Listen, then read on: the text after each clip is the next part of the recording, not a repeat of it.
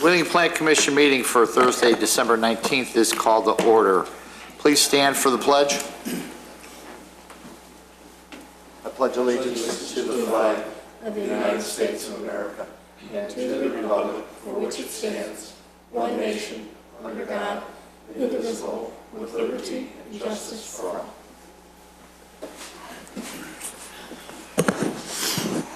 Mr. Secretary, would you please call the roll?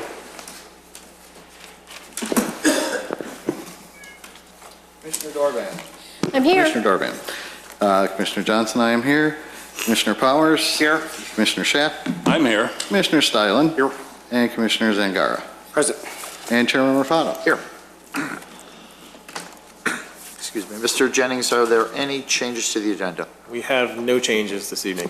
Okay, great. Citizen concerns and comments. At this time, anyone can speak to the commission as to anything not specifically to the items for review. Is there anyone here wishing to speak? No? Thank you. Consent item. Docket number SCBA 1340 Cameo Terrace, 127 North Wolf Road, appearance approval of freestanding sign. Docket number SCBA 1341 Argonne Medical, 241 West Palatine Road, appearance approval of freestanding sign. And docket number SCBA 1343 Arturo's Mexican Grill, 34 North Elmhurst Road, appearance approval of a freestanding sign, Is there a motion? So moved. Second? Second. We have a motion by Commissioner Johnson, second by Commissioner Stylen. Mr. Secretary. Commissioner Dorband. Well, I'm really not happy with I want more specifics on the Cameo sign. What do we do? What specifics are you looking for? Well, I'd like a variety of what the plants are and the colors. Possibly the color of the stone as well. Was that emailed to me or Andrew? Nothing was emailed. The only email I got was something about wanting a graphic for the landscape. And I felt that wasn't necessary for this to take it off consent. If those were the specific items that you wanted, it should have been brought before us before now. That's been, Then let everybody vote on it. That's fine. okay.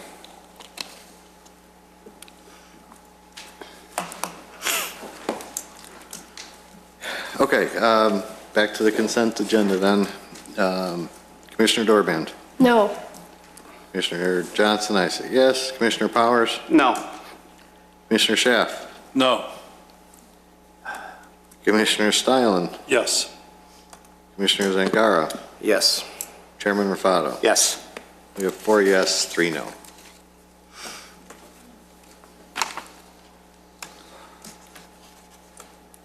I have just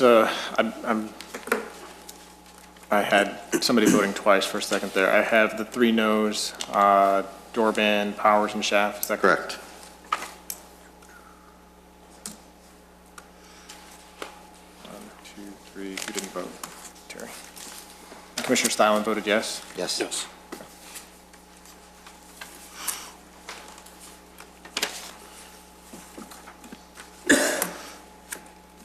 And just for clarification, that there were 2 motions that did have conditions that were updated. There was a request regarding the directional signs at Arturo's.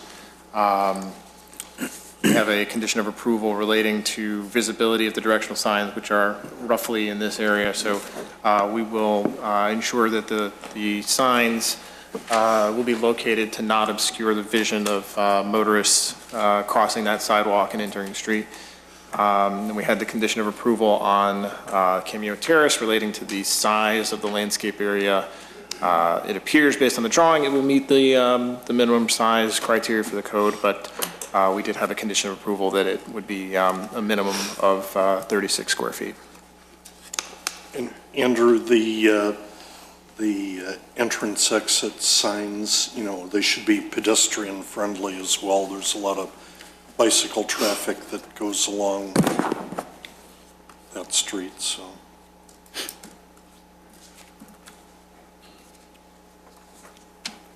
And that's all I have. Items for review, docket number PC 1312, SG 360, 750 South Wolf Road, minor site plan, and appearance approval for propane storage units. Mr. Jennings? Thank you. This item was on the agenda about a month ago. SG 360 was unable to attend that meeting. They, I believe, are represented today. The proposal, as you recall, was to construct a formal propane storage cage to replace what is here right now. The cage has a ceiling on it, which is made of the same material. If you could come forward to answer any questions. The cage does have an exit. It's a little bit difficult to see on the yellow on this, but there is an exit to line up with the existing door of the building, which would be for emergency purposes. Thank you. Could you please give your name and business address to our secretary? Yeah, my name is Ben Heisman, that's Huisman, and I'm with Crown Lift Trucks, the one that's proposing the fence. That's 2055 Hammond Drive in Schaumburg. If you could just speak, get a little bit closer to the microphone and tell us about this, what you're doing here.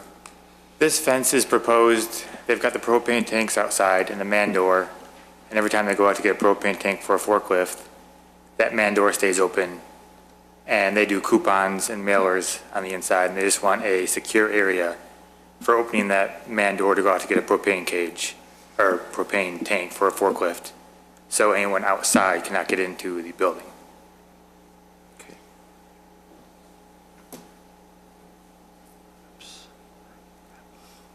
Just as a precaution. Okay. Anything else that you want to add to this?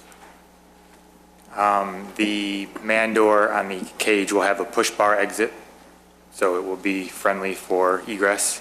It'll have a lock on the outside to get in, but push bar on the way out. It's lined up with the man door in the building, and it will have a ceiling made of the same material. It's 8 foot tall. Thank you. We will start with Commissioner Johnson. Thank you. I have no questions on this one.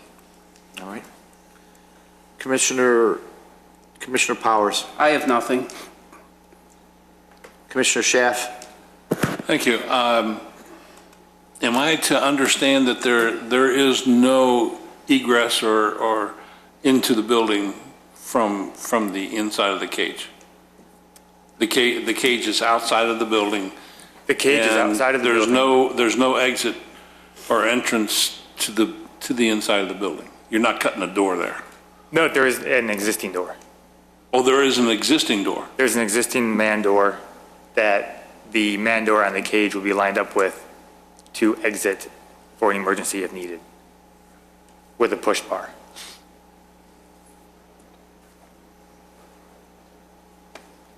It will. But there's a door on the outside, There so is. the forklift can get in and out. It's just for people. The forklift will Okay. stay inside. It's just for a Oh, person. okay, so the door on the inside is you're coming from the inside with the forklift in and out and, Yeah, the forklift will stay inside. The man, Okay.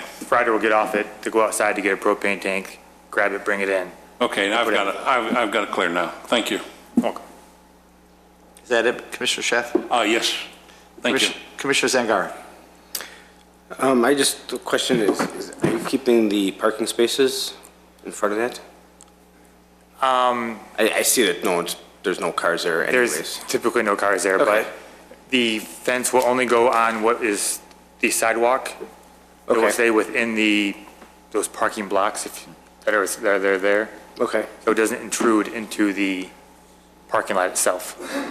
okay, because the only concern I had was if there was parking there with that, you're taking the fence area. Right. If a car parks there, then we have someone trying to get out of the building, there's going to be a car right there. That was my only. Correct. concern. We can block off a space or two or however many needed, Okay, so there's no parking there. There's no problem. that's all I had. Commissioner Stylen? Thank you, Mr. Chairman. You know, I guess my only question would be from a safety perspective. The cage would seem to be nothing more than just I'll just say a chain link fence type of material. If a car were to jump one of your little bumpers or something, it would do dastardly duty to that cage structure. Do we need any kind of ballard protection or something around the propane tanks? They would be required to comply with the fire prevention and building codes, and based on the fact that that is it's not a curbed area there, they would be required to have protective bollards. But that would be handled during a normal plan review process. Alrighty, thank you. That's my only concern. Is that something that we need to, because I had that too, is that something we need to add as a condition, or is it covered under the fire safety? Could just put it in a condition that said ballards required to protect the cage per fire department That's what I was, specifications. that's what I was thinking too. Commissioner Dorban? Nothing, thank you. Okay. My question is around the parking, and Commissioner Zangaro mentioned it. You're saying you're not going to have parking on either, on either side of it? There currently is parking places around there, just striped off. We can put no parking in those areas around the cage. Nope, that will not be a problem. Then if we're going to do that, they should be striped in some manner that it's, so. Yeah, that's no problem at all. It's about 4 parking spaces wide, is that the? 4, maybe 5. I don't know what a parking space is off the top of my head, width-wise.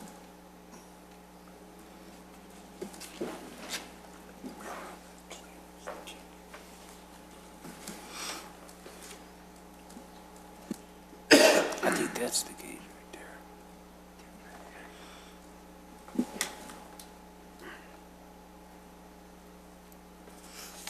Okay.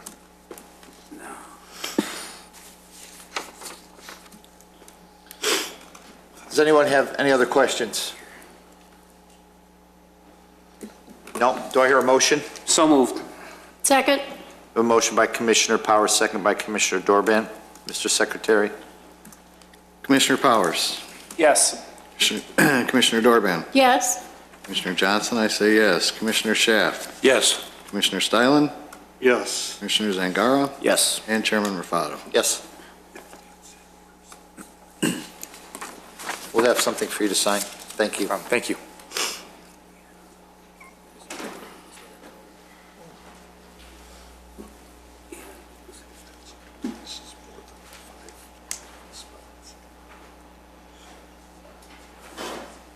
If you could go up there and makes it easier then. Heck out of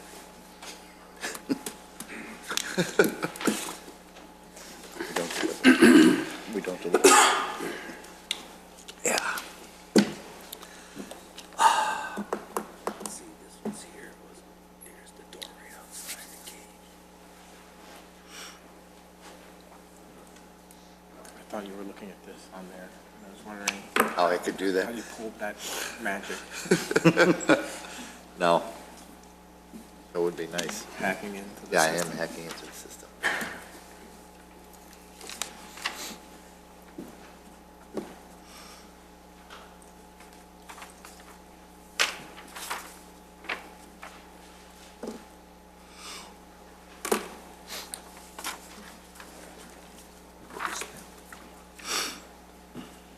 Calling docket number PC 1311, Laundry World, 1201 West Dundee Road, minor site plan and appearance approval to modify land banked parking. Mr. Jennings. Thank you. Petitioner was in front of the commission a couple meetings ago with a proposal that required a variation. The review at that time was favorable on the site plan changes. However, the Planning Commission did not recommend approval of the variation. Since that time, the petitioner has revised the plan such that the variation is no longer required. One of the speculative retail spaces has been removed. The existing interior garage space would remain. The extent of the work at this point is now considered a minor site plan review. The petitioner is proposing to complete the land bank parking installation as shown on the, I believe it was 1996 site plan, with some other minor modification to install a bike rack and replace the ash trees with maples and shift the existing parking lot lights north out of the parking spaces, as well as some minor modifications to the building to install new storefront doors on the east side. And with that, Mr. Schaefer is here to answer your questions. Before we do that, Mr. Chairman, I'm going to be abstaining from discussion and voting on this particular matter. Thank you. Did you please give your name and business address again to our secretary? David Schaefer, SCHAEFER. Address is 2500 South Highland Avenue, Suite 340 in Lombard, Illinois, 60148. Great, thank you. Do you have anything to add to what Mr. Jennings has said? No, it was pretty clear, I think. Okay. All right. We're going to start with Commissioner Powers. Thank you, Mr. Chairman. The existing trash enclosure, are you just going to keep that the way it is? As far as I know, right now it's chain link, it's going to be in the same area and stuff like that? No, it's in pretty poor condition. We were planning to replace it. Were you going to replace it with chain link, or I think last time, did we talk about possibly doing cedar over there? We did, but cedar was voted down by the board. Okay. Chain link was the unanimous vote. Okay, so you replace that and it'll just sit on the same pot or piece of cement that it's currently on? Right. Okay. Question for the fire department. In the garage area, I mean, before they take occupancy, will you actually go in there and inspect it to make sure everything's up to snuff and determine like the usage and just make sure everything's in order there? Yes, when this plan actually goes to be constructed, it'll go through the normal construction process, which we will review the plans as well as the personnel in the Department of Community Development, and then we will do inspections throughout the project related to fire protection as well as emergency egress and exiting issues, and a final inspection is required from the fire department before the certificate of occupancy is issued. Okay, thank you. Right now, I have nothing else. Thank you. Commissioner Schaaf. As long as the parking is taken care of, I have no further questions. Thank you. Just for clarification, it wasn't chain link that we requested. I think you had hardy board, and we went with cedar. Okay. Okay. Yeah, that sounds right. Because I don't think we've ever said chain link. Okay. So that's kind of why I asked for cedar. We just went and looked. So. Okay. So it's going to be cedar, not Yes. hardy board? Right. Okay. Exactly. Commissioner Zangara. Thank you. The question I have is the site plan that we're looking at right now and the site plan that has the tree preservation plan. I guess my question is, the handicap spots are different on each plan. Which plan represents, I don't know if you could flip.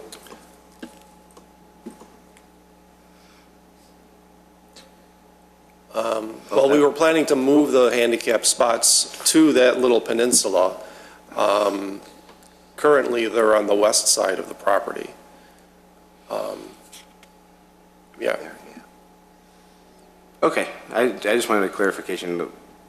The drawing I actually, this one shows it the correct way. One I had here, and my little thing showed him right in the middle of the storefront. Oh, So, that's right. The pack, we didn't resync the packet. The packet that you have does show that drawing. We emailed it, so okay. it didn't end up in the synced version. Okay, then I'm good, thank you. Commissioner Stylin. Yeah, I guess my only concern was that the parking lot layouts and the parking spot layouts did not match from the various iterations of the plan with the new tree preservation plan. I think that's what it's being called. They do seem to be a lot better and at least consistent. And I would ask Andrew that somewhere we note in the plan that that this new plan is dated 12/16/13. At least that's the fine print. Commissioner Stylin, did you have a question about, there was a difference in the parking? Count? Yeah, count. And I think that has been corrected Okay. with this new, Great. Just wanted to make sure that, this new plan, and it's the one you're showing you. Right. It has a date of 12/16/13. Just want that to replace whatever was it the landscaping plan, I think it was called, or? Yeah. Anyway, it wasn't part of our packet, it was emailed. right, it was separately, subsequently. right. That's it, Mr. Chairman.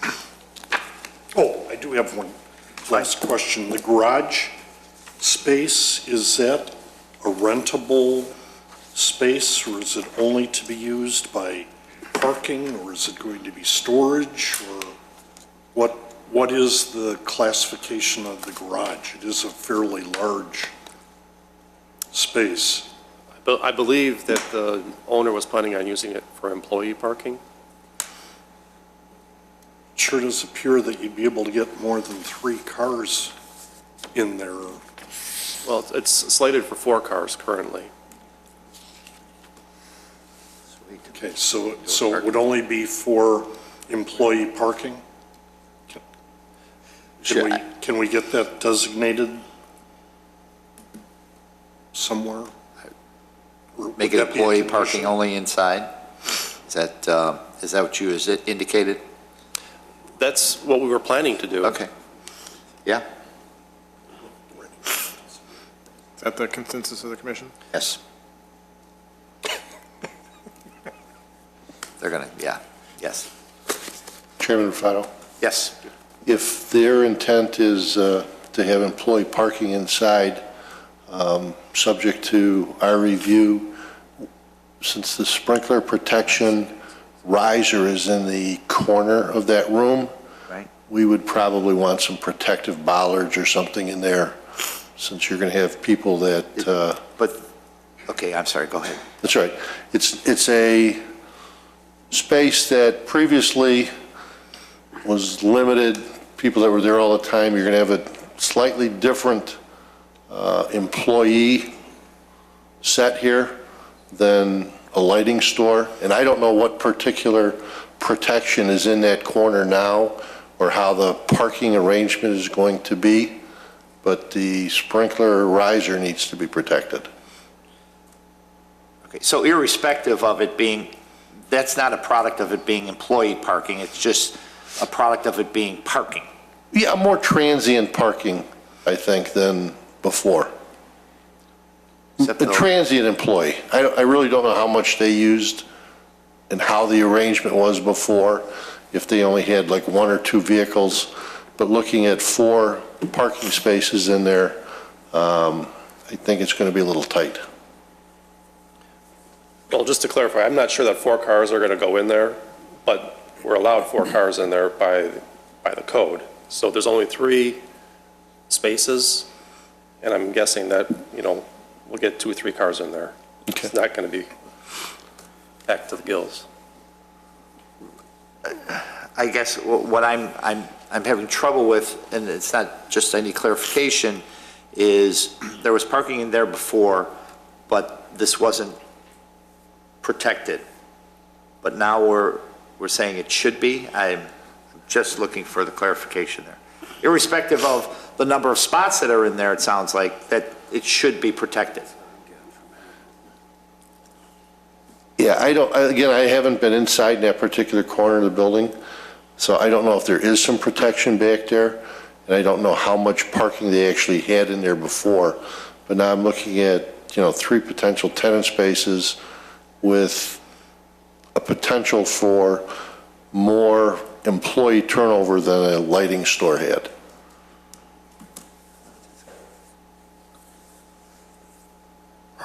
Is there some way that can be worded that, it's got to be reviewed as to the number of spots, but what I'm hearing is that, what was it, the sprinkler? The sprinkler riser is be the upper right corner as the drawing sits. And again, depending on how the parking spots go in there, they may not even be close enough to that it's an issue. But if they are adjacent to it. I think we have a condition that's worded Okay. adequately for this. All right, so that we can review that. Commissioner Stylen, anything else? No, that'll do it, thank you. Commissioner Dorban? Nothing, thank you. Commissioner Johnson? Abstain? Oh, that's right, I'm sorry. You said that already. I have nothing either on this. Andrew, can you review the, Sure, we have 3 conditions from the various discussions in staff report. Number 1, that the on-site traffic control signs and pavement markings shall be replaced for legibility. Number 2, that the trash enclosure be constructed of cedar with gates braced and anchored to steel posts. And number 3, that the garage is to be for employee parking only with protective bollards added for the sprinkler riser if needed. There's also the note that the motion is to be updated to include the landscape plan dated 12/16/13. does anybody else have any questions? Do I hear a motion? So moved. Do I hear a second? Second. We have a motion by Commissioner Dorban, second by Commissioner Schaaf. Mr. Secretary? Motion was made by Commissioner Dorban. Commissioner Dorban. Yes. Commissioner Schaaf. Yes. Commissioner Johnson abstains. Commissioner Powers. Yes. Commissioner Stylen. No. Commissioner Zangara. Yes. Chairman Raffato. No. Okay, we have 4 yes, 2 no, and 1 abstention. Thank you. You'll have something to sign?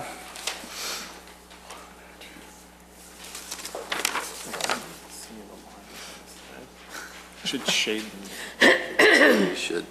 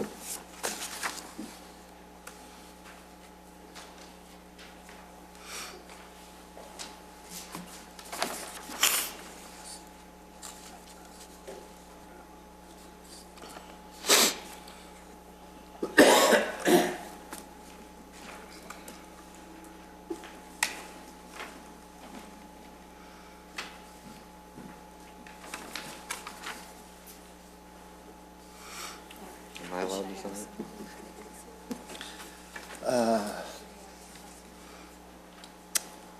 Who's secretaried? Yeah. Yeah.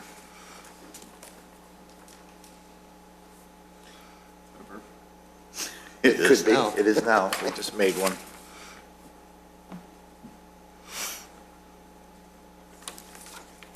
Thank you. Calling docket number 2013-28, Decker Restaurant, 401 East Dundee Road, special use and site plan approval for a sit-down restaurant with entertainment. Mr. Secretary. Thank you. Docket number 2013-28, Alexander Baseman, architect for Decca Restaurant, lessee, is seeking special use site plan approval as required under Title 19 zoning of the Wheeling Municipal Code, Chapter 19-06, Commercial Districts, Chapter 19-10, Use Regulations, Chapter 19-12, Site Plan Approval Requirements, and associated sections in order to establish a sit-down restaurant at 401 East Dundee, which is zoned B3, General Commercial and Office District. Standards for special use.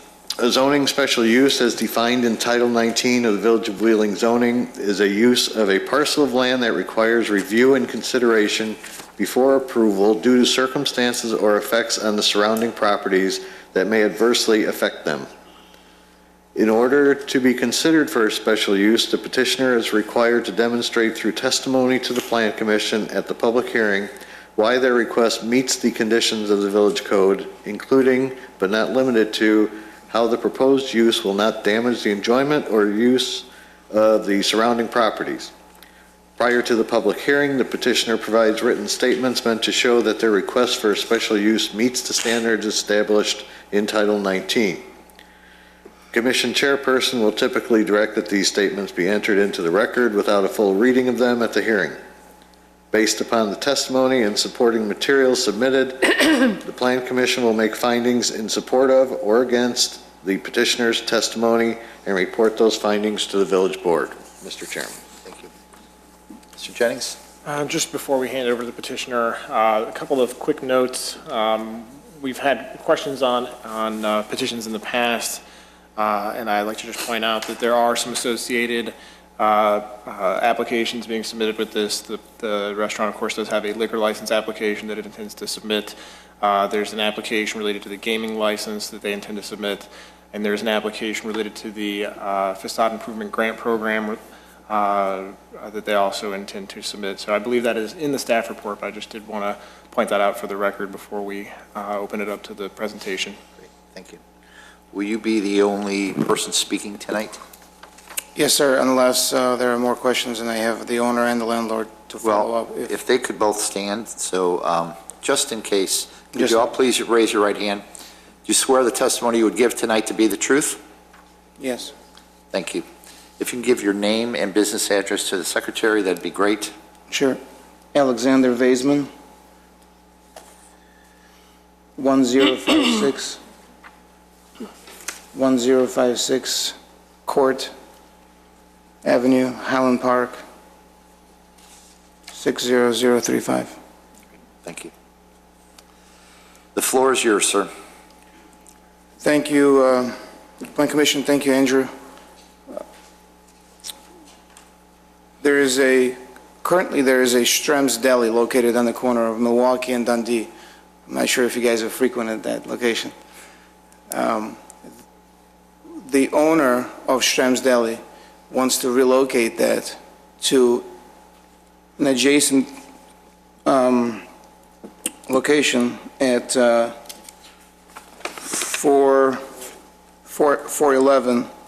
In addition, he wants to utilize the current existing Eduardo's space that was a pizzeria, I believe, restaurant, and convert that to a different restaurant that we currently call Decca. We have a number of facade upgrades that we would like to sort of position. And like Andrew said, we have outdoor seating requests. And again, like going back to what Andrew said, we are applying for a liquor license. We're applying for a gaming license. And obviously we're here for the special use. So looking at the plan, and you have monitors right in front of you? What you're looking at is a central kitchen that I made a little bit darker so you can kind of see the size of the kitchen. That central kitchen is the idea is to have that kitchen serve two different businesses, one being Strem's Deli on the bottom, which is, again, being relocated from the existing locations. Would like to point out that neither the restaurant nor the deli is there. There's not a change in the use. The restaurant is that space is remaining as it's written here somewhere as the A2 assembly, and the Stamm's Deli is remaining as the mercantile space. So let me go back to this plan. We have a central kitchen that is serving both Stamm's Deli and the restaurant. In the restaurant, we have where Andrew is circling, that's the kitchen. The kitchen has 2 dry storage areas, and I believe a main concern was there being enough dry storage.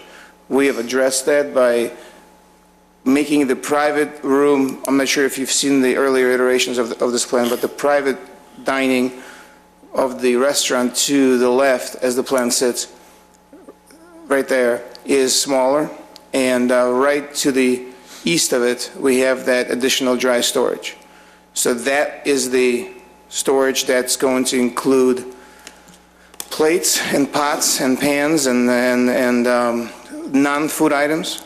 The food items are going to be in the bottom dry storage area. The previous restaurant, that was the only dry storage location for the previous restaurant.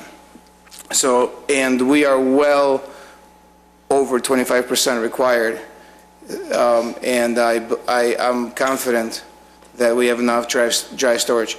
If there isn't enough dry storage, we will switch to a rolling scenario, rolling shelves, where you're obviously utilizing the circulation space here you know what I'm saying. So let's just go through, keep going through the plan. When you walk in, no, let's go back a little bit, Andrew. When you walk in, you have the bar. That bar is a point of sort of, the bar is functioning as a waiting area before you get seated. And you can get seated again in 2 different places, either in the private dining where the gaming machines are. We're showing 5 machines over there where the mouse is. The bar is serving both areas again. It's serving the restaurant and private dining. There is no communication for patrons between the restaurant and the deli once they walk in. So these are 2 completely separate entities under one business name, what we're hoping to do is establish sort of one business license for 2 locations. However, patrons cannot move between those 2 establishments. We have a code check if you kind of continue into the restaurant space. We have obviously seating, and we have a stage. There was a question if there's a dance floor. Originally, we were going to have a dance floor. There's no dance floor now. That stage is a stage for a violinist to play, or a saxophonist to play, or if you have a keyboard guy with a bass, to sort of provide light music, entertainment. Going outside, we have seasonal seating along the exterior glass, and just to reiterate. That is not enclosed seating. That's only, and that's more for the fire department. That is just a sunblock.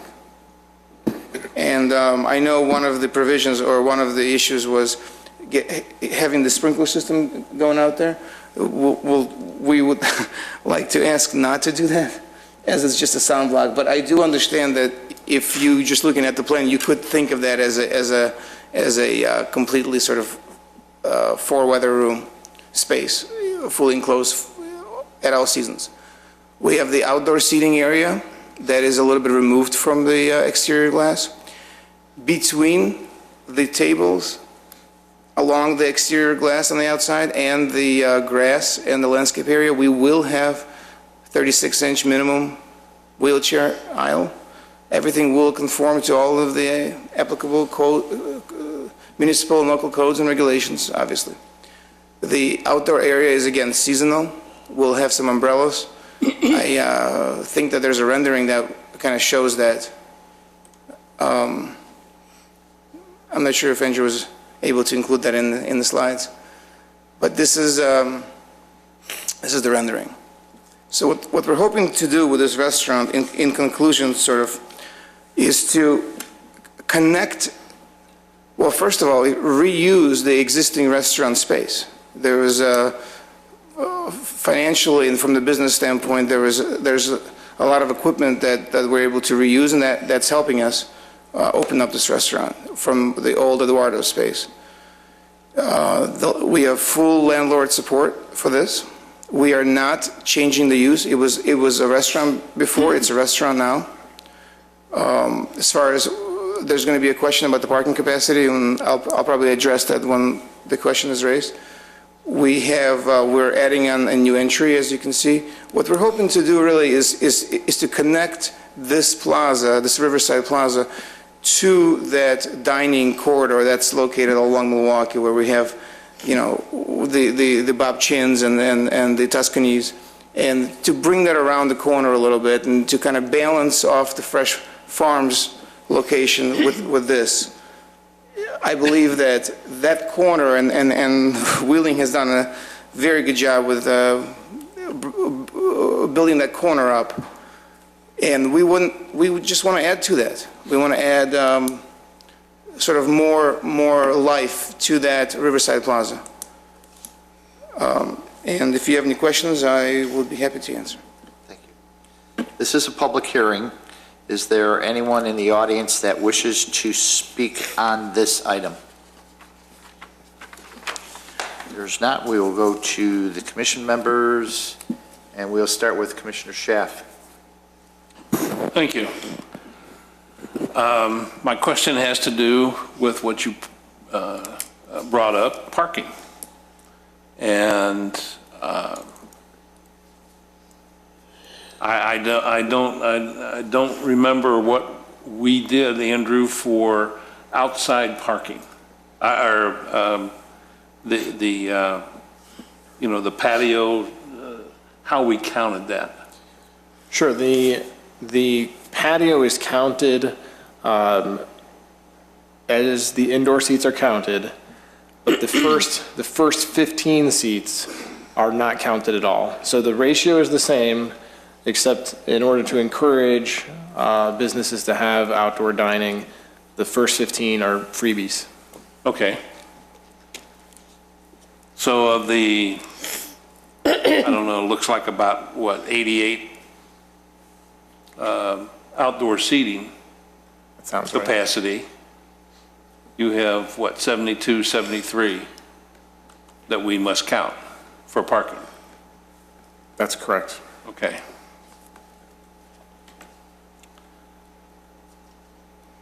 So let's, for ease, 72. And inside,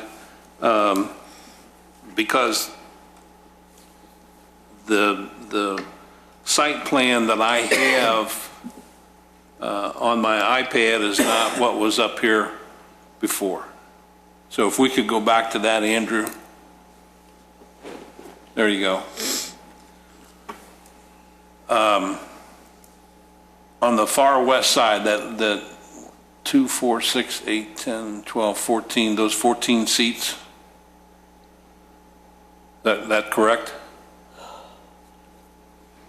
Yeah, that area there, that's the gaming room?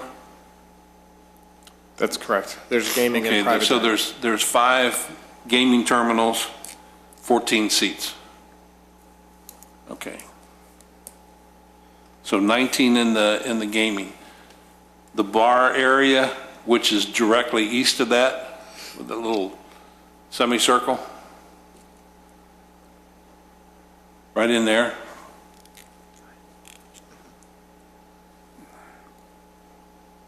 That's 9. Is that the bar area? Yes. The 9? Yes. Okay.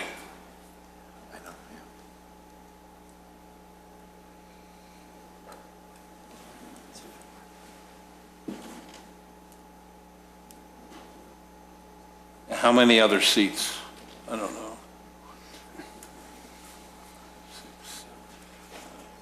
Did you recalculate after you adjusted the dry storage?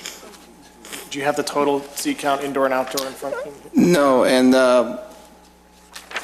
multiple times in this report, in this docket report, commissioners have cited the building code and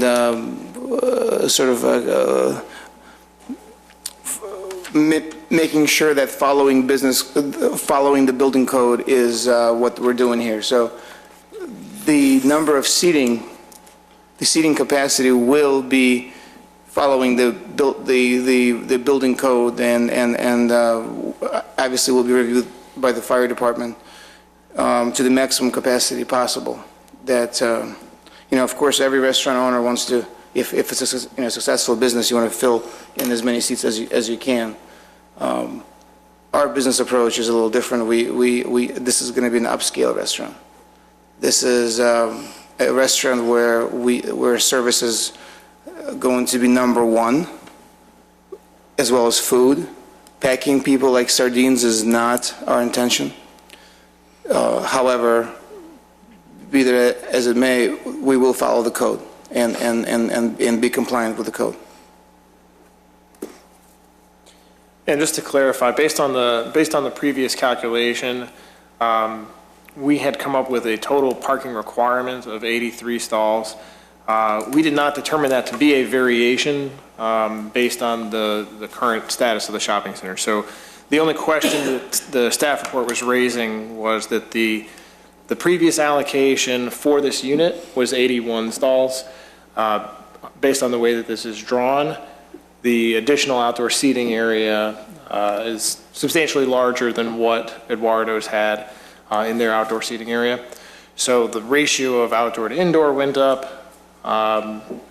The allocation, there are 2 stalls available to allocate toward this, but we have used this 81 calculation every time we've recalculated this shopping center over the last few years. So that was the intent of the staff question, was whether or not to reallocate and go with 83 instead of 81.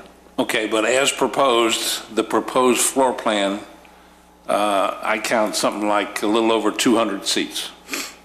When you combine. When you combine.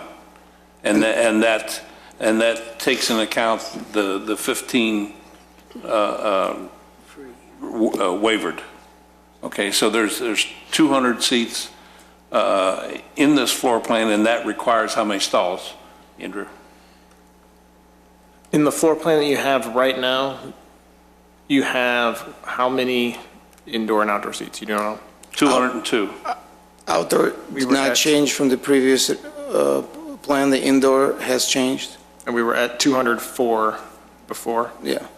So minus 50, yeah, 204 already included the 15 that the village allows. So yes, so now I have to recount, but I would also like to add one more point that was brought to my attention by the landlord, and that is and I want to make sure that the lot at the corner of Milwaukee and Dundee that is village-owned, I believe, but was Riverside, used to belong to St. Andrews. That was always in the agreement. Those parking spots are also allowed to be counted towards parking requirements. I would just like to make sure that that is being done also. Sure, and again, we did not calculate this as requiring a variation. The only question is, but did the seating increase on this plan from what we reviewed? No, yes, I'm just saying, Commissioner Sheff is moving towards a possible variation for parking, and if we are not seeking a variation for parking. I understand that, but you have submitted a proposed plan. That's what your count is. Right, and according to... If you change that count, then you have to change your floor plan. That's what I'm trying to get at. Okay? Yes. And that would, the count is not changing from this plan that you're seeing now. Okay, so there's 202 seats. Yes, sir. Available. Do we have enough parking? Andrew? That would be less than what was on the previous plan. And that's what I was trying to explain. So the answer to my question Yes. is we have Yes. enough parking? Yes. Okay. What is I think Commissioner Schaaf wants to know, what's the number? So if we're at I count 204. if we're at 204, then that would be the same. 204 is exactly the same, which would be 83 total stalls with an assumption of 20 employees on a peak shift. 83 stalls will cover 202 seats and 20 employees. If you take If out, everything is filled up, if you take out 15 right, taken out to 15. discount, yes, it would. Okay. And we have more than 83 stalls. Now, what do you count available for the restaurant? Just what's there on the Milwaukee Avenue side or the Dundee Road side? Is there anything on the Milwaukee Road side? Counted. I guess the question is the geographic distribution of the parking going to affect other businesses? Well, There- that there could are- come into play, but If you count up 83 parking stalls, you'll take the stalls immediately in front of this business. I don't believe I have an aerial photo in front of me, but there's a parking lot here, and then there's a parking lot just west of it. yes, There's a full site plan? Doop, doop. I mean, keep going. okay. Yeah, I know the layout. So there's- And the parking in front of the restaurant, the old Eduardo's, Yes. plus the parking on the, due west of that, on the Dundee Road side. Okay, is there parking then, do you have to, in order to, does that comprise 83 stalls? Between those two? Yeah, I would say between those two. This one certainly does not. This one is probably in the neighborhood of 25 stalls, if I had to guess. I don't know if you've counted them out. I don't think I can see well enough off of this, but if you're actually looking for, if you physically park 83 cars, where do they end up? It would spill out of this area for sure. Okay, and it's going to go on the Milwaukee, you'll have to go around through that. You would most likely, based on the hours of operation, you would find this area to be empty at that point.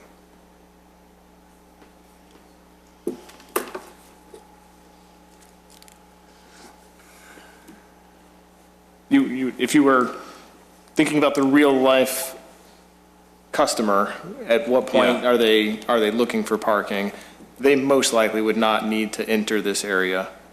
There would be, That would be all along This- Dundee Road. it would be along Dundee Road. Okay. I would suspect that you would find most of that to be available to you at that time of night. Yeah.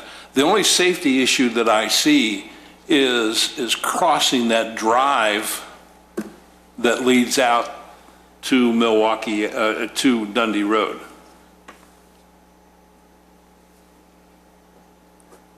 And that's about the cross of the 411 building there, right next to the, that would be the deli. Okay.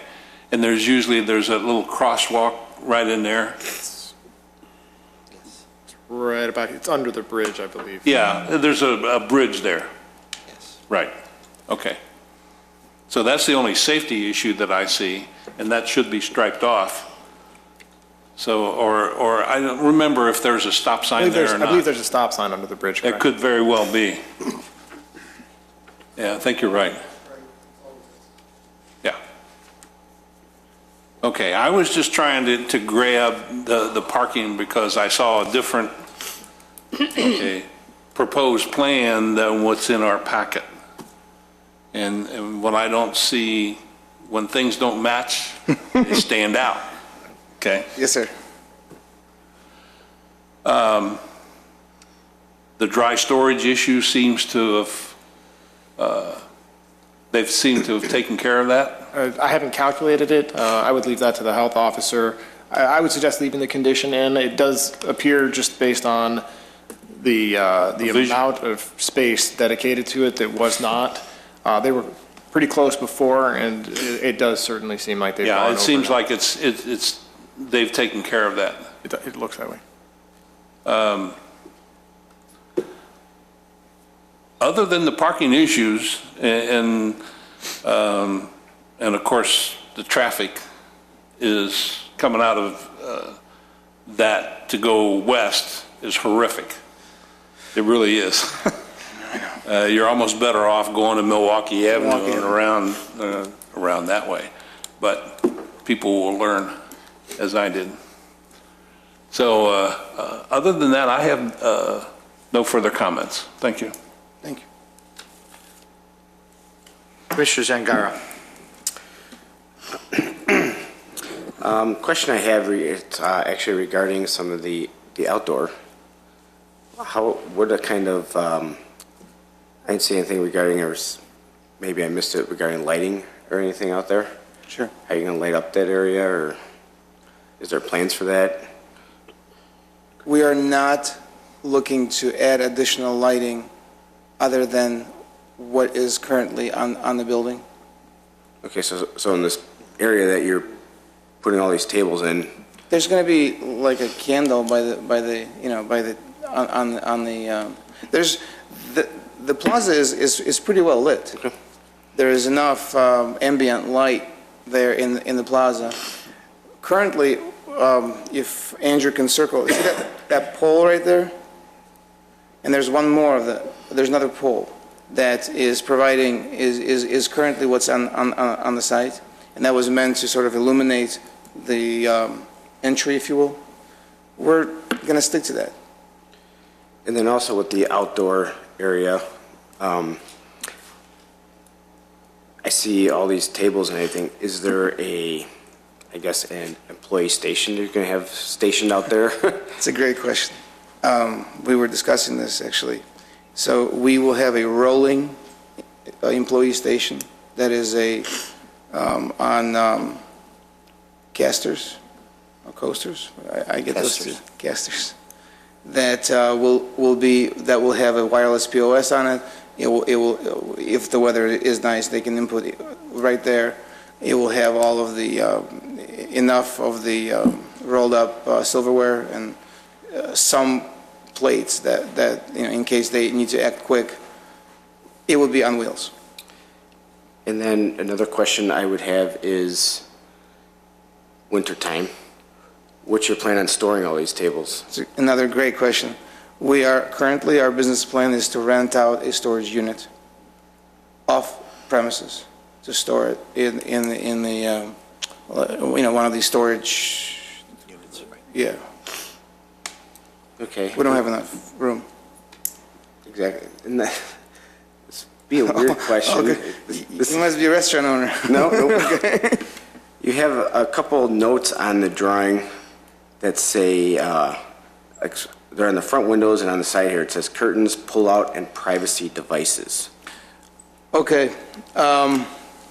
So I was hoping to make those notes small enough so nobody could read them. But to explain, these are curtains that they will sort of come out at 90 degrees, and they will have translucent material like a sheer of some kind, so you could feel like you're in your own private little area. However, you're not. And this is all very fluid space, very movable material. But so no permanent physical architecture that will be moving that will prevent somebody from escaping really quickly. There are very specific sections in the code in Chapter 10 of the Building and Fire Prevention Codes related to exiting, and any draperies or doorways or similar type arrangements would have to comply with those sections. Yes, sir. Having not seen exactly what you propose, I do not know if it will comply with the code. Yeah, obviously we intend to fully comply with the code. So if the fire department says no, we're not going to do it.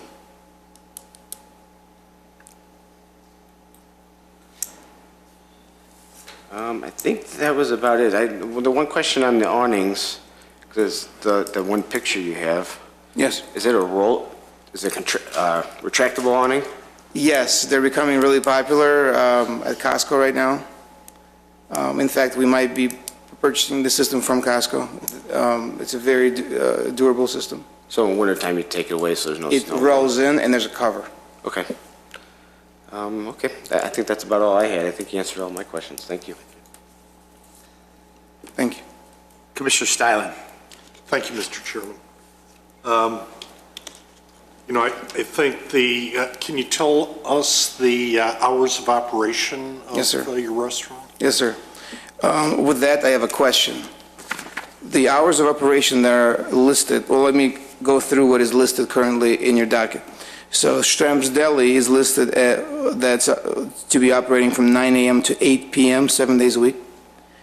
A restaurant is listed to be operating Monday through Thursday, noon to 10 p.m., Friday, noon to 2 a.m., Saturday, 9 a.m. until 2 a.m., and Sunday from 9 a.m. until 11 p.m. There's two things with that.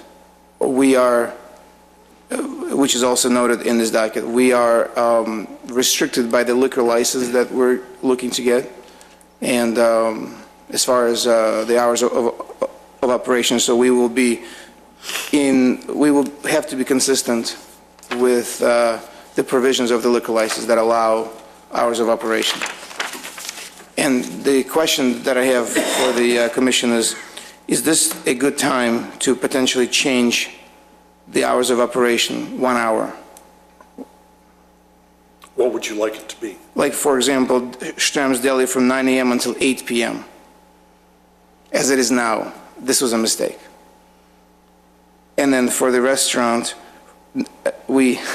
this was a brain freeze, if you will. We would like to be open for lunch. We need to open an hour ahead of lunch. So that was also a mistake. So from 11 a.m., we would like to start. So 11 a.m. until 10 p.m. on Thursday, or on Monday through Thursday. Friday, 11 a.m. until 2 a.m. Saturday is fine. And then Sunday, 11 a.m. until 11 p.m. That's the one. We just want to go 1 hour later. But again, if the liquor license doesn't allow us to do that, we will follow the provisions of the liquor license. So if I may ask that to be sort of altered, if possible. We don't do anything with liquor licenses. No, so I- we don't even I- know what the hours are. Right. So. Yes. Can you tell me, give me your best guesstimate on what you think the peak hour or couple hours of operation of the deli would be? My guess would be sometime 11:30 to 1 o'clock. Would you agree with that? I don't operate the deli. It's usually, If you could come up and speak into the microphone. Igor Strombrand, Igor IGOR, Strombrand SHTRAMBRAND. Okay, it's peak is Friday. It's about 4 to 6 PM? Yes. And peak Saturday it's from 12 to 4. I believe that's it. It's peak because most people come in, many people come in. I mean, the same time. It's many for me. It's about 5 or 6. It's not fresh farm. I mean, it's the same time. Can be 5 or 6 the same time. It's mean peak. And how about the restaurant portion? What would the... It's Friday after 7 o'clock. I mean, Friday dinner and Saturday dinner. So Friday, and I would guess the shopping center owner is here, that the other uses in that center probably are shutting down about 7 p.m. or so. So if there was any, my hope is that the restaurant will be exceptionally welcome, and you'll need a lot more than 83 parking spots because you're going to have a line of people waiting to get in, which require parking as well. So I would guess that the shopping center, as operating right now, probably has sufficient buffer space to accommodate whatever your worst-case needs are because of the difference in daytime versus nighttime uses. Now, I don't know that we can do anything about that, but I think that based upon the way I see the shopping center operating today, I think you'll be fine with the parking. And as far as people having to walk a great distance, whatever, across the parking lot, should you become, again, very successful, I'd suggest that you maybe look into valet parking or something like that to try to make it much easier for your patrons to, so they don't have to walk across the parking lot in snow and rain and stuff like that. So do you think that might be a possibility in the future? I'm not going to make you commit to that. Yes. I think the thing that bothers me the most, and trust me, I like your outdoor seating. I think your outdoor seating is fantastic. I'd like to see you, if you're successful in your outdoor seating, open up some more outdoor seating on the other side of that sidewalk. I think, so far so good. If it works, it's going to work. But I think you're going to have a problem with lighting. And if it is going to be an upscale restaurant, you're going to have people going through multiple pages of your menu. You better have sufficient lighting there for them to read it. And if the pole is over there and I have to tilt this way in order to see it, I don't know that that's going to be conducive to your patrons. Okay. I think you're right. I can't tell you that, you need to improve the lighting in order to do your business better, but I think you're going to be coming back and saying, we need more lighting. If you enclose the booths that are very close to the windows, or the front of the restaurant with a heavy canopy of some kind and have these curtains that pull out, you're going to make the lighting that much more restrictive. So maybe, I don't know if you can put those little Christmas tree lights in the canopy or something. Yes. To add value. Fire department might have something to say about that as well. I don't know, but I think lighting is going to be a problem, and you're going to need to address it. And trust me, I hope you're very successful.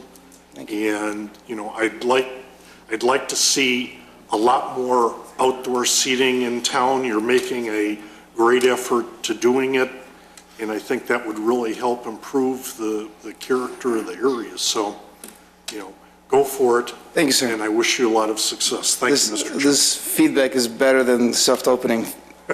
Thank you. No, you're right.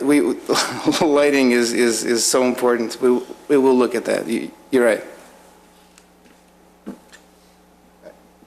Thank you. Commissioner Dorban. I have no other questions. Thank you. Commissioner Johnson.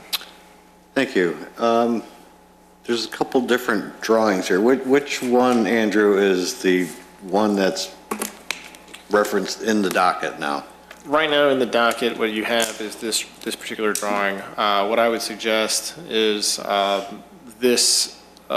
drawing that shows, I'll flip to it in just a second, but the dry storage area comes out into this area and sort of shrinks the private dining. I would suggest just a note on the motion that we swap them out. It does appear to increase the dry storage area by decreasing the seating area by a few. It looks like maybe 2 added at the bar, 4, 5, 6 lost in the dining area, something like that.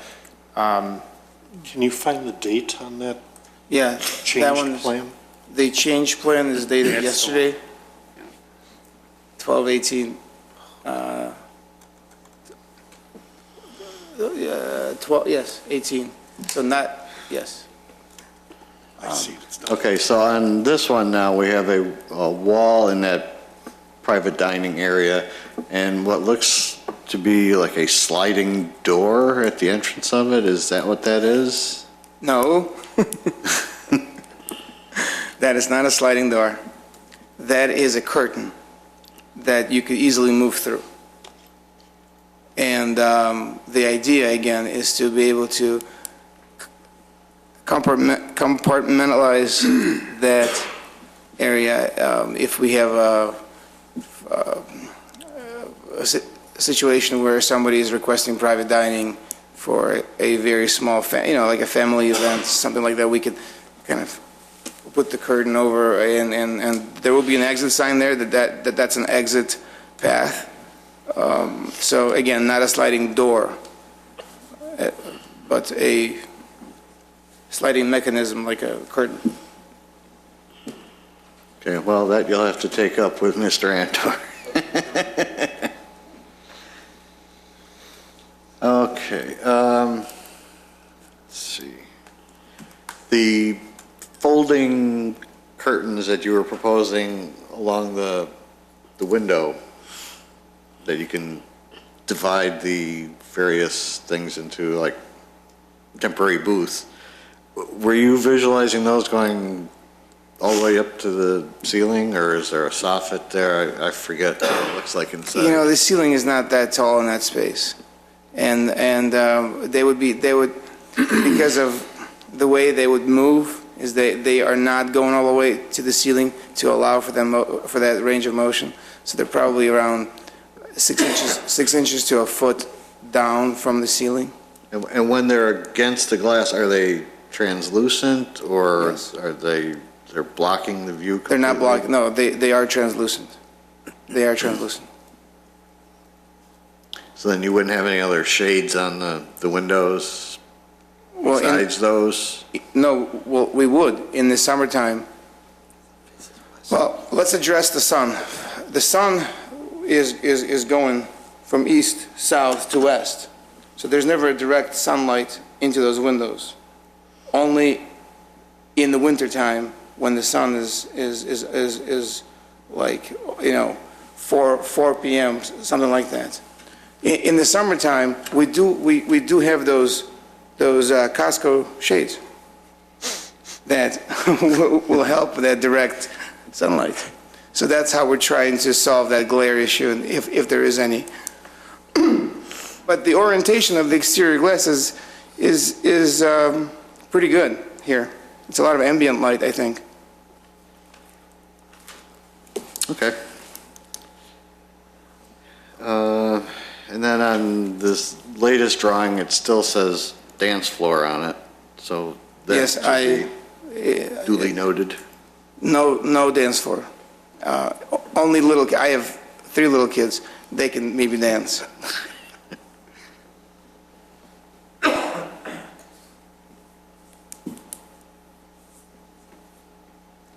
Other than that, I agree with some of the other commissioners. I think you're going to need some lighting out in that patio area, for sure, because people are not going to be able to get enough light to read by. That's it, Mr. Chairman. Thank you. Thank you. Commissioner Powers. Thank you. And I asked a question about behind the seats for the gaming terminal, you have a dash line, you have pull-down partition. What is that, and how is that going to be utilized when? Sure. So, as you know, there is this new thing, which is the gaming license. Very hot, very exciting. Nobody knows what it is yet. Some people do. We don't. We have heard that there might be a provision to separate that from the rest of the space, and that's something that we are addressing now. In the event that we need to have a physical separation between the machines and a dining area, and that's something that the Gaming Commission will make us do, et cetera, and then we'll come back and we'll ask you if that's okay, probably, I'm assuming. That's what that is. That is a provision that, and that's a great question. I was that's to address that exact question is how are we, what are we doing with those machines? But that's a screen in the event that the Gaming Commission makes us do something like that. And then for the fire department, if that were to become the case, I guess you guys would get involved and make sure everything was in order if that were to be included, correct? Correct, we'd have to look to see what they propose to do if it meets all the requirements in different sections of the code. Okay. As far as the, I'll go back to the patio area now. The proposed railing, can you show me on this site plan where that railing is? I mean, does it start at like, each side down by like the sidewalk area and go around the whole entire patio area? Where is the railing location on this plan? Yes, it's, if you can trace where Andrew's cursor is, that's where that proposed railing is. Okay, and then the arborvitaes that you have, they're around the patio area, correct? Yes, sir. Are those going to be, is there going to be a border on the outside of the arborvitae area at all? Like, I mean, is there going to be any mulch around those arborvitaes? Yes. Okay. Yeah. So will there be any kind of a border or just going to go like into the grass? Into the grass. Okay, but that'll all be mulched in? Yes, it's, okay. yes. Okay. And I assume the seating on the outside by the windows, against the windows, that little dash area, that's a depiction of the awning, is that correct? Yes, sir. And there won't be any railings in that area, they'll just be strictly tables, correct? I mean, another suggestion, for the lighting would be if you could try to incorporate it, by the railing and maybe in between the arborvitae somewhere, put a couple of lights in there that may help you out. Other than that, I don't have any other questions. Yeah, thank you. Lighting, a few commissioners have mentioned that, yes, we will address that, certainly. I have nothing. Thank you. When you mentioned private dining with the gaming machines, it seems like opposite, because you're going to have people from the restaurant that might want to go in and play the games, but then you have private dining in there. Yes, the plan is not to have both going on at the same time. Nobody would rent out that space if there's people walking in and out, going back to the machines. So this space is for larger parties? Smaller parties. Well, the private dining? Yeah. I mean, there's only 15 people, Well, maybe more if you rearrange the tables. Right. But not. Well, not, that's larger than a party that comes in just for dinner. Yes, Right. yes. Oh, yeah, larger in that sense. In that sense, yes. So if you have a private dining, you're closing down the gaming machine. Shut down. Interesting. Okay. Well, who's gonna want to have dinner with some guy behind them? Right. Exactly. That's why I thought it was odd that you had private dining where there was gaming machines, or the vice versa. Well, let me address that. That's a spillover space. The way we're sort of inheriting the kitchen in the layout that it is now, and that space currently exists. And that's a spillover space for the restaurant. So we came up with a private dining in the event that somebody wants to have a sort of a special private area. We don't envision that being busy, and the people who are at the bar would move there to play the machines as they're waiting. So you can look at that as a glamorous waiting area, if you will. Most of the time, I'm assuming we'll see how this will play out once it's operational.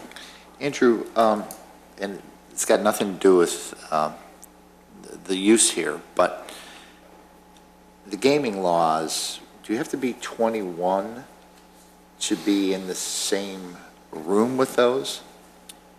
I believe so. Yeah, that's what I recall too. Right.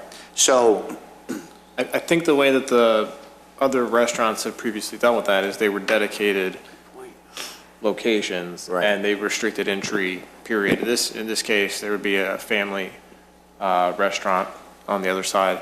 So there may be a requirement to restrict access or post restriction Well- at that. Here's where I'm going with this. If you have a private dining room, say, party of 15, and in that party of 15, a couple of people are under 21, what do you do with those gaming machines? They can't play them, and then how is that policed? I think what would likely happen in this case is a year from now, when the gaming board finally gets to inspect their plans, Right. they would make a determination. It's taking that long right now. Right, I realize that, but So I think that in all likelihood, the gaming board would look at this, and as the petitioner said, we don't know exactly how that is going to work, but I think what they would do is restrict their access to that room.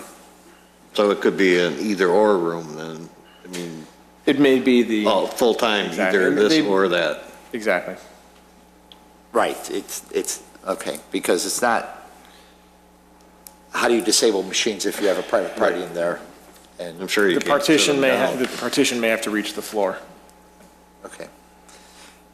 Commissioner Steinle? Specifically towards that gaming machine question, as long as there are unknowns now, and it's going to take a while before the laws do come and get decided, is there a chance that we could just remove the gaming machines on the plans as they exist right now, such that we could get on with life and not have to worry about, do we need partitions or not partitions, or is it 21-year-old access or not 20?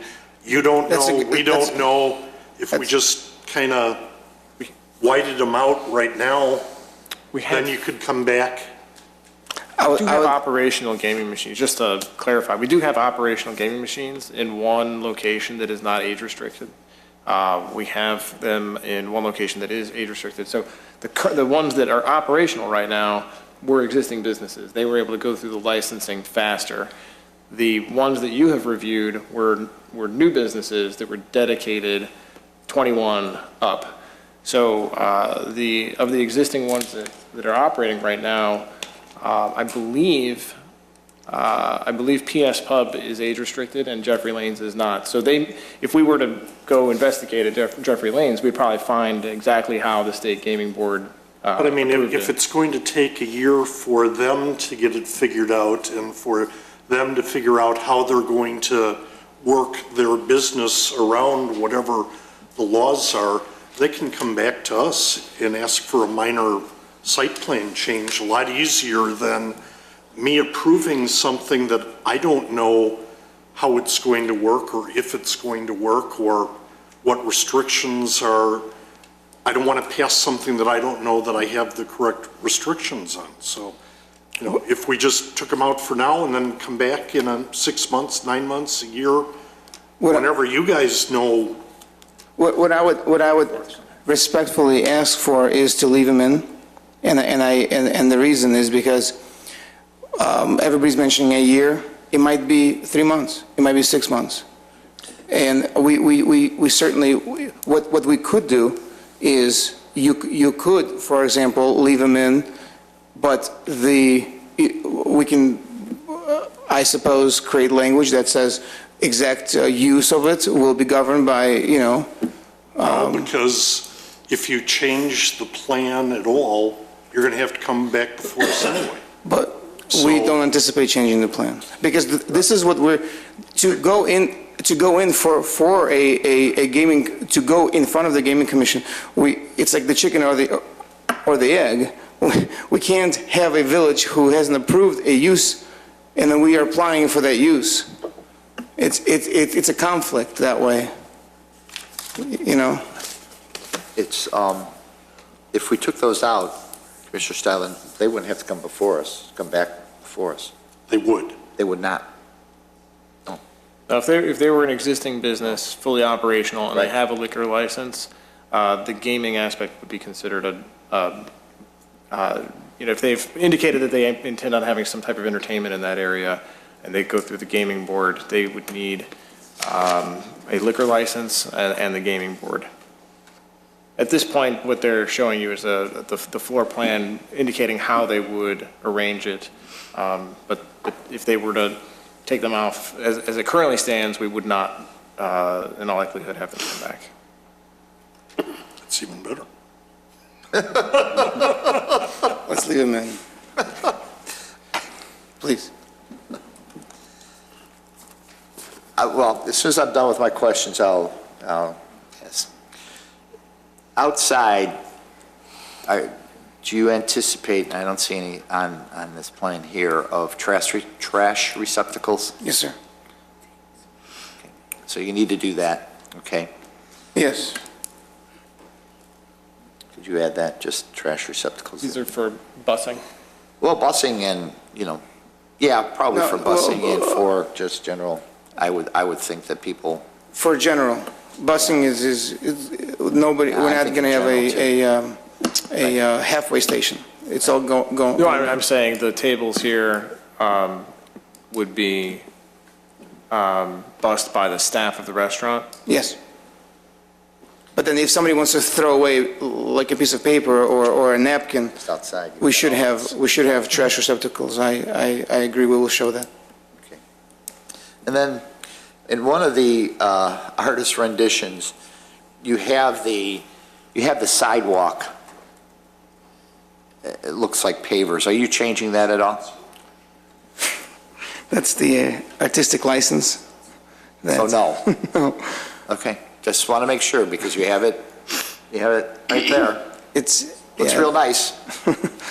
Yeah, maybe if, if we can have some kind of an arrangement with the landlord where we there's a, but at this point, unless the landlord wants to do it, I don't think we can afford it. Okay. And then the construction of that canopy, you mentioned it, and is there any issues with that, the construction of the canopy going up in front of the doors? Depends on the actual depth. The only issue would be is the sprinkler protection, as well as for the canopies over the dining areas. Okay, so to that, are there sprinklers needed underneath those canopies? Yes. Okay. So if they're retractable, how does that? Well, what they would do is put sidewall heads in, and they Okay. just basically stick out 2-3 inches from the wall, and the water goes out away from the building. So it wouldn't be actually, the reach, excuse me, the reach of the sprinkler protection would exceed the depth of the canopies.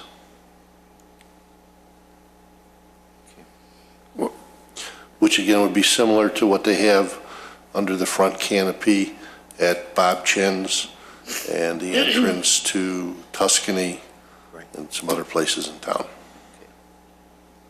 Sir, you were going to make a comment? Yeah, if I can ask, we will comply with the fire code and the section of the fire code that was cited. I will do my best to argue against the sprinklers, but if we are indeed made, if we're asked to do it. It's not us. I understand, but I just don't want this to be a requirement, but to be a code provision, to be, to follow. Yes. It's code, so. It's an NFPA 13, which is adopted in the 2012 Building and Fire Prevention Codes. There's a dry system, we're gonna have to do a dry system because there's a wet system inside. They put dry sidewall heads in. You don't need a complete dry system. Okay. We will do what you tell us to do.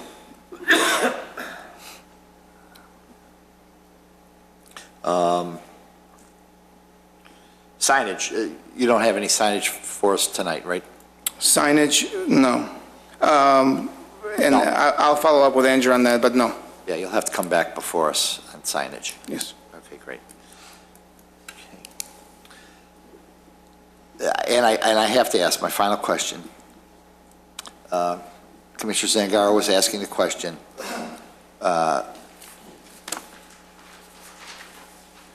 privacy devices. What does that mean? I mean, is that, you have curtains, pullouts, and privacy device. Oh, to privacy devices, meaning keeping it private. Okay. Given the illusion. In the 21st century, I think devices are these things. I'm going, is that a place for Wi-Fi or something? I don't know. You know, we were toying with the idea of checking phones at the entry. Right. And we were counting on the wives making reservations every night. Right. We're not managing devices. Yeah, this I know. is a Privacy semantic, devices, right, exactly. semantic situation. Okay, I understand now. So one of the questions, another question here is they also have an optional fireplace. Did you see that? Right to there's an accent soft seat, and then there is a decorative focal point with optional fireplace. Believe that's new, or I completely missed it the first time. Well, it's on the, Andrew, can you bring up the floor I plan? won't be able to zoom in. Yeah, but I can at least point it out. Right there, exactly. Okay, yeah, that's new. As long as it's built in accordance with the building code, it's not really an issue. Okay, fine. All right, great. Thank you. And just describe to me the fencing that you're using. I know I saw a picture. Just describe what it is, what's it constructed of, the fencing around, what's the material? You're talking about the fencing around the outdoor area? Yes, right. It is it is a mobile type of a structure that you put on the site during the, as we're getting the tables out of the storage, I'm assuming, put that around the site. It is a modular metal system with either fabric that spans the structure or some kind of a panel very low to the ground, just to give it the illusion of again, privacy, and then sort of feeling that you're in the space and then not a part of that grass beyond, something temporary, nothing permanent. Great, thank you. Thank you.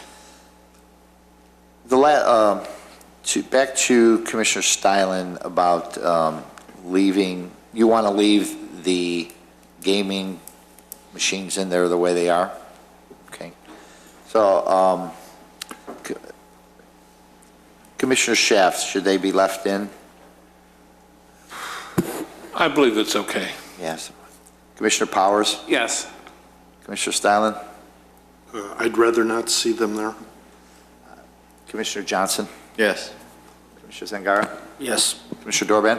That's fine. Okay, great, thank you. Does anybody else have any other questions? Commissioner Powers? A little bit more on the fence. You said it's portable. Do they come in sections where you'll have like if a post were to go in, you'd have like a coupling for like the post and the cement, you just come with a piece and plug it in there? Or I'm envisioning something a little bit different. I mean, I'm worried about how sturdy is it going to be. Like if you have a big wind, is the thing going to be flapping all over? Or, that's the only concern I would have with Yeah, something like that would be my concern as well. I don't want anybody to get hurt by this thing falling down. That's having it be low to the ground, having potentially perforations in it to stop the wind, to allow the wind to penetrate. Again, this is not a functional barrier where we can, to protect the chickens from running out. This is just a visual element that. I think it's a I think you're right. The life safety aspect of it is going to be sort of looked at carefully. Yeah, and then I have to bring up this question too. Do we need a designated smoking area for this thing here? I don't know. That's a good point. I have to bring it up, but it's like. No, that's a good point. We are,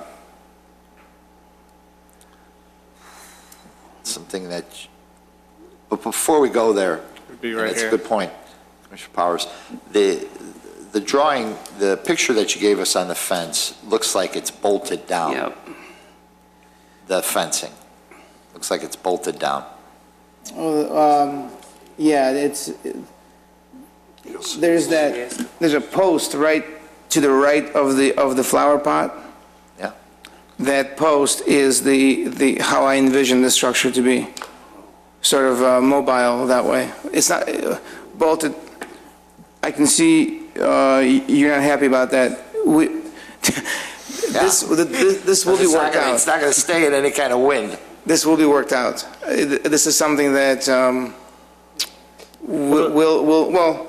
it's going to be sturdy enough to withstand the wind, and we'll have, like I said, perforations in it to.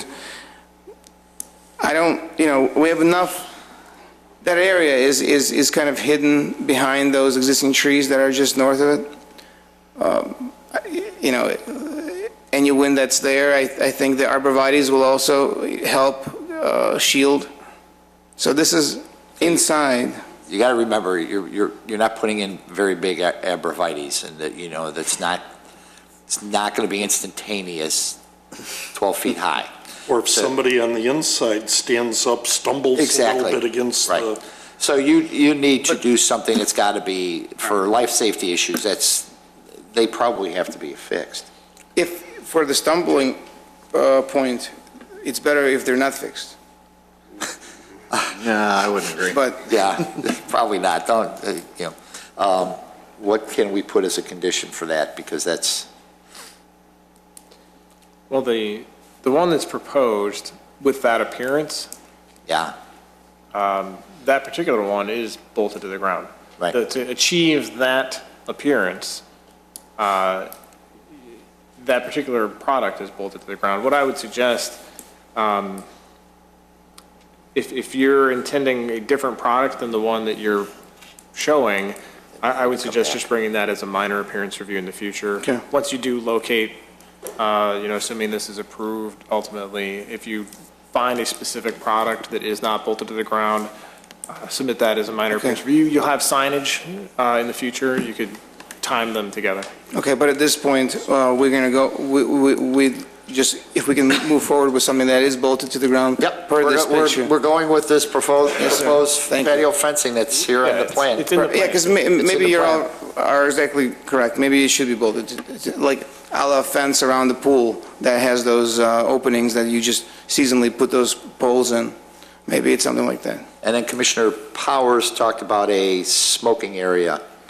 Mr. Jennings, what were you proposing? Well, the smoking area that seems to, with the exception of the seating, it's fairly close to it. If you knocked out one table, this I believe is not an operable window area here. So you'd be 15 feet from any entry door. I believe this is a service exit of some sort. Yeah, emergency exit. So I think that would probably comply with the code up in that corner. So let me ask you this: could the tables that are 15 feet away from the entry, going northeast? Nope. No, it has to be okay. So you're going to have to pull out a table. Possibly. Possibly We can put out measure a it table, out. but it could be measured out. Or out in the parking lot. All right. Yes. The natural spot seems to be kind of, there's a wall there that extends, so this would be less windy. Right. Do we have to put something in there for smoking area? Can the smoking area have a chair in it? It can have a chair in it. What about a chair with a table? You cannot serve people in it. Right. Okay, but could it have a chair and a little high-top table there? No, nobody's serving anything, but just a, I don't think so. okay. And you can't have a canopy because then you're talking fire suppression and all those things. So, Yeah, no, okay. I'm getting it. Doesn't hurt to ask. Yeah. But it's a good catch, Commissioner Powers.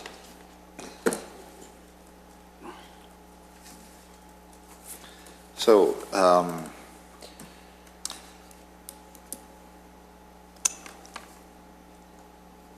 Would you like to read through the conditions? and that's on the special use, right? There's nothing on the variation requiring minimum green space? That's the next one. Okay, so I'm sorry. Yeah, I'm looking at the wrong one. Special use. We have, as of right now, there's 7 conditions of approval on this. Number 1, the hours of operation shall be limited to the hours specified by the liquor license. I have added to that what was discussed here. Monday through Thursday, 11 to 10. Friday and Saturday, 11 a.m. to 2 a.m. Sunday, 11 a.m. to 11 p.m. Sunday, 9 a.m. 9 a.m., excuse me. to 11 p.m. Saturday, 9 a.m. to 2 a.m. And then Thursday and Friday, 11 a.m. till 10 and till 2, yes. Do you project a need to serve breakfast? I don't think the breakfast hours are the issue. Do you project needing to serve breakfast, possibly? Friday, Saturday and Sunday possible. Just two times in Would you prefer to just request 9 a.m. as Yes. the open time? Yeah, well, You don't that's have what to be open. Yeah, we are. Yes. This is already in. Okay. Yeah, we are asking for 9 a.m. So again, let's just go through this again. Monday through Thursday, 11 a.m. until 10 p.m. Friday, 11 a.m. until 2 a.m. Saturday, 9 a.m. until 2 a.m. And Sunday, 9 a.m. until 11 p.m. Okay, number 2, that the gaming entertainment aspect of the special use shall expire should the license be voided by the state of Illinois.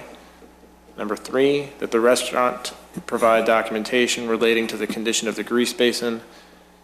Number 4, that the construction permit drawings address the requirements of the food code with respect to dry storage and plumbing fixtures. Number 5, that the petitioner work to add lighting in the outdoor dining area. Number 6, the trash receptacles are added outside. And number 7, that the petitioner designate a smoking area near the northeast corner of the building. So are there any other questions? Bear a motion? So moved, Mr. Chairman. I'll second. Thank you. Motion was made by Commissioner Stylin, second by Commissioner Johnson. Commissioner Stylin. No. Commissioner Johnson, I say yes. Commissioner Dorband? Yes. Commissioner Powers? No. Commissioner Schaaf? Yes. Commissioner Zangara? Yes. And Chairman Rafano? Yes. That's 5 yes, 2 no. Thank you. When do you anticipate opening? March, April. And all the commissioners are welcome. Thank you. You'll have something to sign. Thank you. We do need a motion to close before I... Oh, motion to close? So moved. Second. All those in favor? Aye. Aye. We're going to take a 5-minute break. What kind of cuisine are you going to have? We're going to take a 5-minute break. So we get the paperwork. Pardon? Right, it says you get the paperwork, don't leave.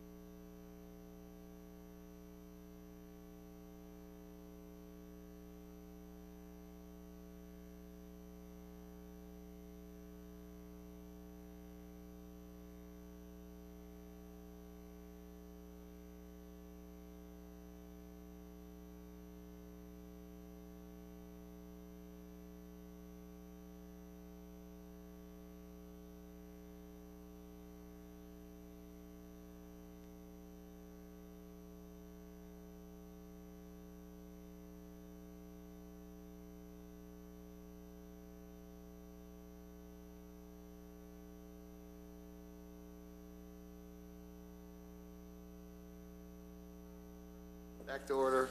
Calling docket number 2013-29A and B, FedEx Home Delivery, 1234 Peterson Drive. 2013-29A, variations from Title 19 zoning, reducing the minimum green space requirement. 2013-29B, special use site plan approval for a truck freight terminal. Mr. Secretary. Docket number 2013-29A and B. Chris Miller, project manager for FedEx, contract purchaser, is seeking the following actions to establish a FedEx sorting and delivery facility at 1234 Peterson Drive, hereafter legally described below. Which we don't have. No. Okay. We don't do that anymore. Yeah. Docket 2013-29A is variation from Title 19 zoning of the Wheeling Municipal Code, Chapter 19-07, Industrial Districts, Section 19.07.040, I-3 General Industrial District, subsection Section D lot requirements, and associated sections to reduce the minimum green space requirement and to increase the maximum lot coverage. And docket number 2013-29B, a special use site plan approval is required under Title 19 zoning of the Wheeling Municipal Code, Chapter 19-07 Industrial Districts, Chapter 19-10 Use Regulations, and Chapter 19-12 Site Plan Approval Requirements and associated sections to establish a truck freight terminal. Mr. Jennings. Just a couple of. Do I need to read the special use? Oh, yes, you do. Sorry, a variation. Standards for a special use. No, variation. Oh, standards for a variation. Did the special use already. Right. Zoning variation is intended to be a method of adjustment to equalize regulations where Title 19 of the Village of Wheeling zoning has created an unnecessary hardship. A variation is designed to allow affected property owners the same rights and privileges that others enjoy in the same zoning district. In order to be granted a variation, a petitioner is required to demonstrate through testimony to the Plan Commission at the public hearing why their request meets the conditions of the village code, including, but not limited to, how their individual situation is unique or unusual. Prior to the public hearing, the petitioner provides written statements meant to show that their request for variation meets the standards established in Title 19. The commission chairperson will typically direct that these statements be entered into the record without a full reading of them at the hearing. Based upon the testimony and supporting material submitted, the Plan Commission will make findings in support of or against the petitioner's testimony and report those findings to the village board. Thank you. Mr. Jennings. Yes, thanks. Just a couple of quick notes before we hand it to the petitioner. The original application took a somewhat conservative approach to the interpretation of the code. So we had a variation that was requested that is not actually part of this this review. It turns out that that is in fact an exception to the code and not technically a variation. So the original notice that you guys received does differ slightly from what you're reviewing for that reason. That relates to the slope of the detention area. With that, what I'd like to do is have the petitioner come forward and make a presentation. There are a couple of minor staff questions. I assume that if the petitioner doesn't go through them, the commission may have similar questions. So with that, I'd like to introduce the petitioner. Will you be the only person speaking tonight? Maybe. Okay, so It's likely I will be, but you never know. yeah, my name is Courtney Lehman. If you could please raise your right That's hand, right. all of you. You swear the testimony you give today to be the truth? Yes. Okay, great, thank you. And if you give your name and work business address, she has your cards? Yeah, she's Great, got all that's three fine, cards. thank you. My name is Courtney Lehman. I'm with Scannell Properties. We are a real estate developer who develops property around the country for FedEx or one of our clients. And in this particular instance, we've been asked to purchase this building and own it and lease it back to them as a tenant. So we are here to request a special use permit, which is This category is more of a light industrial distribution, but per the code, I think we're termed as a truck freight terminal, which requires a special use permit, and we're seeking that along with the variance for coverage. So what you're looking at here is an overall bird's eye view aerial of the existing property, which is vacant at the current time. I think Handy Foil is relocated, and they are selling the facility. To note on this aerial, the variance is mostly focused in the upper left-hand corner, the green space there, which right now there's no access into the facility at that portion of the property. What we're wanting to do is put in some truck access, I would say van access. I don't like the word truck because it's a package van to drive into the facility back there, which is going to require some additional asphalt pavement. So we will have full circulation around the building for fire trucks and things. We'd have all the appropriate Knox boxes and things. And in our petition and in our application, we've included cleaning up some of the ash trees that you see here, replanting new plantings, and it might be an appropriate time, since it's an aerial, it's a little easier to see details. We would leave the auto parking lot where it is in the upper right-hand corner.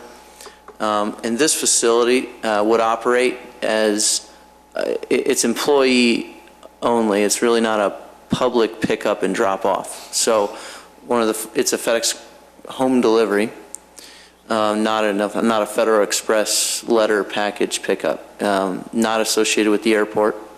It is Amazon.com coming to your front door. That's a lot of their business, which is picked up a lot. So actually, backing up, this facility and the need for this size of a facility is coming from Northbrook. So currently they're in a space, and it doesn't have the expansion capacity to meet the future growth that they expect from delivering packages. So this facility is going to give them that growth, and all the operations would transfer over here late fall next year if we're successful in gaining the special use permit. Maybe we can go to the next slide. Yeah, so a different view.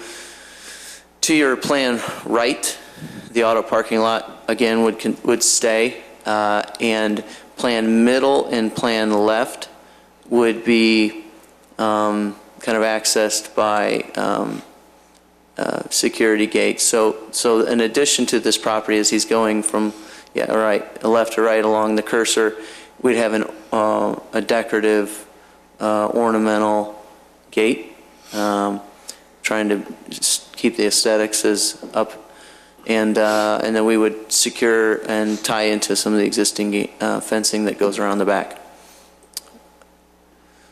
What you see here is the site plan. The darkened areas are where we would, it's not all, I guess it is all new asphalt. Not all new, because some of that dock positions in the bottom left-hand corner, there's some asphalt there. But so this is primarily the most focused area where we'd have additional parking for some of those vans and things. And the drive-in doors, there's 3 drive-in doors you can see in the upper left-hand corner of the plan, northwest corner, correct? And we have accounted for stormwater. For the pond that you see to the left is at full capacity. So we have detained the water, and will re-drain and create the catch basins and the storm ponds on the south. So stormwater, we will meet all the codes for the additional pavement, and we've already engineered it to know that we can meet those codes. Those will all have to go through stormwater, MSD review, village, okay, village. Landscaping plan. You can see new trees planted. One note also, we are eliminating one of the curb cuts that are right at the elbow right now. We would take that off, realign that curb, seed that area and plant it, adding some landscaping there. We don't really need that, and we want to increase some of the green space to transfer some of the take that we have in the back. Not sure here. I will say that if you went out to the facility now, you can see some asphalt that's got some, maybe a little cracking here and there. We are planning to resurface the entire facility. Exterior restriping, so it'll look brand new on the parking lot areas. This is a internal view of vans. This is a 24-hour facility. There's different shifts that they sort packages, and it's a logistical magic trick, but they get packages across the country very fast. These are the package vans that you see kind of taking to your front door. They're four-wheel. They're not. It's not trucks. They will come into the facility and back up to the conveyors and be loaded and leave in the morning and go deliver packages all day and come back at the end when they have all the new packages and bring them in and back up to the conveyors, and late afternoon and evening they sort and they go off on the road. And then at different points throughout the night they come in from the road from some other locations and they sort backwards. They get put into the vans and the vans drive out in the morning. What's nice about this facility is you have 147,000 feet that has over 150 jobs, contractors, combinations, and a facility that we think is consistent with the surrounding area, the truck terminal to the north, Conway, and the other distribution in the market. This is a great use to get job per square foot for sure.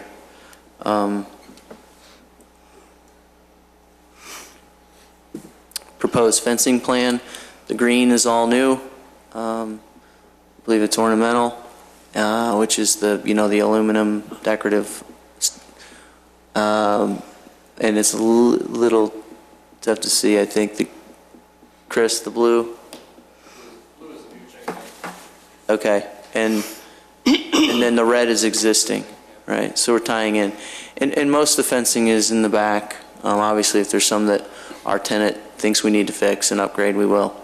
But the plan is to use some of the existing fencing that's there, with obviously the front entrance being the most prominent, that we're going to add that decorative fencing to.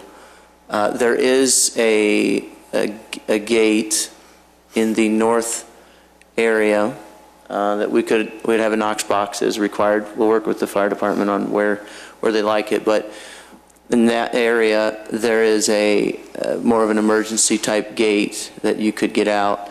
The main access to what we call the secured area is right there on the bottom right-hand corner. That green piece there, that's a sliding ornamental gate that you'll have a passcode to get in. It's the trucks that are for the FedEx facility, and so there's no public access there. But again, we'd have Knox boxes. That gate opens, closes, and everything back inside of it is all secured. For security reasons, FedEx has a very high security requirement. Elevations, it's an existing building. We've shown here a couple of the drive-in doors. These are at grade, so there's 5 at grade doors, so the vans would drive in. The 6 dock doors that are located in the bottom right-hand corner, we don't intend to use much of the other. There's like 10 dock doors in the building now that are kind of located in the north and the east, more on the east.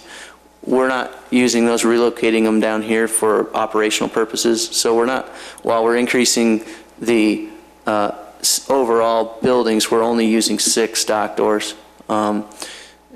So you'll see that the trucking is not is prominent is more the van driving and home delivery. Right. So I guess with that, we reviewed the staff report prepared by Andrew, and we've worked or sat down with Andrew to talk about some of the concerns, and we did some traffic analysis, and we're actually less than what Handy Foil was operating here. And I've reviewed the conditions of approval. There's 6 listed in the report, the petitioner. We are comfortable with these conditions being accepted with the special use permit as written, or we don't have any objections to those being included in the approvals. With that, I think it's probably most beneficial to have you ask questions. Great, thank you. This is a public hearing. Is there anyone in the audience that wishes to speak on this matter? No. Great, thank you. I will start with Commissioner Zangara. I guess my biggest question is regarding all the paving. I lost the page I was on.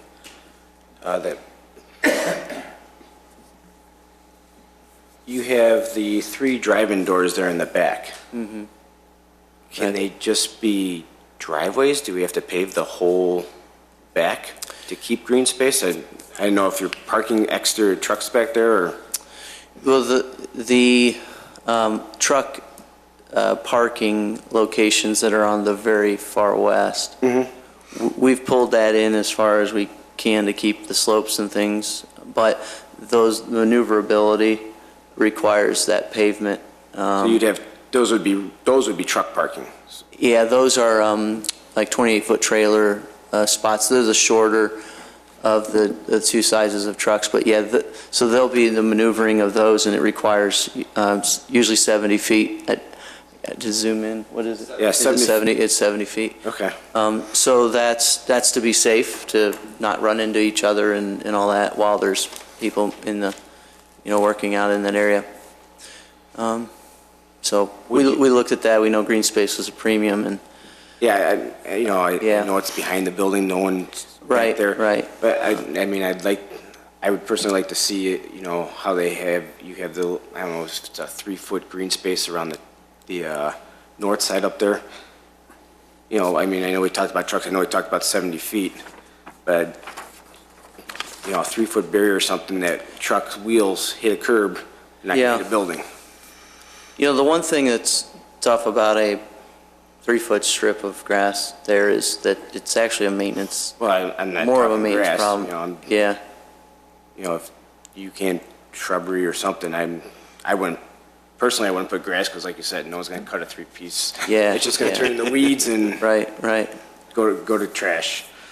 That was, and then I know you talked about you're not going to be utilizing employee-wise all that parking in the front. I think we need 92 spaces, but we have 92 spaces at full build-out is FedEx. Yeah, Okay. so 92 at full. Some of these vans will actually be parked at their home, so they'll bring their van and then get loaded and leave out a little bit more like 8 or 9 in the morning. So we have adequate parking. And code-wise, we're fine on code. Otherwise, that was my main concern. The other concerns I know they'll take care of because with all, I saw all those trucks inside the building, the maneuver with all that going on, that's got to be pretty wild. Yeah, the vans,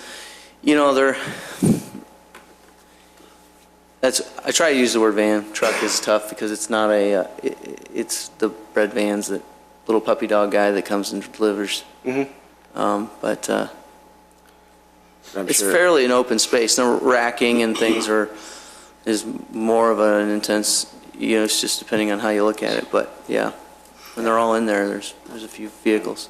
There's quite a few. 80. Yeah. I think there's 80 spots. Probably got a lot of exhaust to worry about. The CO2 monitoring that we have and the exhaust systems will make sure we meet code. But we retrofit into some existing buildings on a fairly regular basis. We do build brand new, ground up as well. Okay. So. I was just more concerned about that little green space, but I understand So that's really about what I have. Thank you. Commissioner Stalin. Thank you, Mr. Chairman. I'd like to say that we do have a big FedEx ground facility in town, a few blocks south of where this facility is going to operate. They have been, in my estimation, a very good citizen of town. They made some promises to us on traffic flows when they were coming in, and have, to the best of my knowledge, held steadfast to those rules, and I hope this facility does as well, although I think your nature of your business is probably a lot more different than the kind of traffic that the business to the south has. And do you interact with them a lot, or what is the relationship between the two? Yeah, so it's a very good question. So in some markets, we have both home delivery and ground together in the same building. A facility or a location like this where the volume of people in larger markets, they separate because there's a need to each act independent. The difference really is that ground is more of a business-to-business delivery, a little more intense on the trucks than this facility. This is a business-to-home. So the relationship is that they're both ran out of the same group, Pittsburgh home office. It used to be RPS, and they do co-locate in the same building on a frequent, so it's very similar. This is not as intense, I would say, from a truck standpoint. It's more of the package vans because it's going to the homes. Is there traffic between the two facilities? Do you get packages or whatever from the ground facility into the? Yeah, they don't transfer. They wouldn't take it from ground and go bring it over here to put it on a truck here. It's a good question. So it really does act independent. The Northbrook facility right now is acting independent of your current Wheeling ground facility. You know, it's the nature of growth and opportunity to expand as you know, as online buying grows and things like that. One of the provisions that the ground facility made was to send as many of their trucks northbound on Wolf Road to Palatine Road, and to use that Palatine Road intersection as the main east and west thoroughfare. Now, I noticed in your traffic statement for Hintz Road and Shattuck Drive, you've basically made a similar statement that truck traffic will travel south on Wolf Road to connect to the full interchange at Willow and then off to 294. Is that going to be the predominant direction of your truck traffic flow, or will it be northbound on Wolf Road to Dundee, or further north to Lake Cook? You know, what we did to create we hired the traffic engineer. What he did was he went out and looked at what the facility was doing now at Northbrook. So the assumptions that they made in their traffic study were based on the current traffic patterns. So what I'd say is if we allocate percentages of traffic based on where they're going today and how that's all operating, I would say people always take the path of the quickest route, and as things continue to congest here, they divert themselves and reallocate themselves to help traffic. Just that's the nature. But right now, the facility, the engineering plan was put in place, or the study was done based on the current conditions being modeled. The only reason I say that and why we restricted or tried to restrict the ground service was once you get a few blocks north, you're into a heavily residential area. So we wanted to keep as much of the truck traffic out And with the Palatine Road there, it was very convenient. Like I say, the grounds group has held very consistent to using that intersection. I would hope, based upon what you say here, I'd hope that you will do that as well. I understand, that there probably is some home delivery that goes to the those customers homes. and wheeling and stuff, Right. and you're going to have to get there by the shortest route. But how big is your market area? What's the furthest west that this facility will cover? I don't have the circle of trust there on that one from FedEx, but Is it 5 miles, 10 miles? Yeah, I would generally say, I know that we are working on opening a Niles facility that has some home delivery here in about a year and a half. That's so, and I know that's far away, but I'm just kind of giving some reference points. We have a Grays Lake facility that comes down, and this Wheeling facility. I'm not sure of the other home delivery component in the Niles area, but I think this services this west, at least 5 to 10 miles, I would think. A general circle is something that or maybe a little bit larger. Okay, the only thing that I would ask is that you make as much use of Palatine Road as you possibly can and keep your drivers informed of that wish list, if you will. If you could come up to the microphone, and could you give your name? Chris Miller. Great. The trucks would originate out of the same hub facility as the ground, so they would probably follow the same path as the ground facility into the area. Okay, thank you. Thank you, Mr. Chairman. Commissioner Dorban. Thank you. One of the concerns for the variation summary that came out of was it says variation from Title 17 to allow a steep slope on the detention area. Proposed slope 3.1 can be permitted by the village engineer if the applicant illustrates that the pond edge will be properly stabilized. How do you plan to do that? Mr. Brett Duffy. Hi, Brett Duffy with Spaceco, the civil engineer. We're actually staying out of the detention pond area. We're requesting a slope of 3 to 1 behind the parking. It'll be stabilized with compacted clay, and then it'll be seeded and planted and stabilized. The slope steeper than 3 to 1, essentially 1 to 1 is a stable slope, so we're actually going 3 to 1. So I'm not concerned about stability on the back. Well, it seems that has the engineer discussed that? Yes, the concern of the village engineer is reflected actually in this, just basically that we have a thorough review of exactly what the fill is going to be in that area and then how it's going to be stabilized. There's, at a certain point, it can fail, and I think that's just it can fail and it's hard to maintain. So I think that's what the village engineer was concerned about as much as anything was maintaining the vegetation. Once you get to a certain slope, the equipment that you need, if it's a mowed area, would be different than what you would otherwise. But thus far, our engineer has been satisfied with what they provided. It's just a matter of final check on the permit. Okay, that's one question. And then the other one was under staff recommendation about whether the bollards are proposed in the northwest corner of the site to prevent vehicles from breaking through the chain link fence and siding in the pond. The fence is located about 20 feet away from the parking area.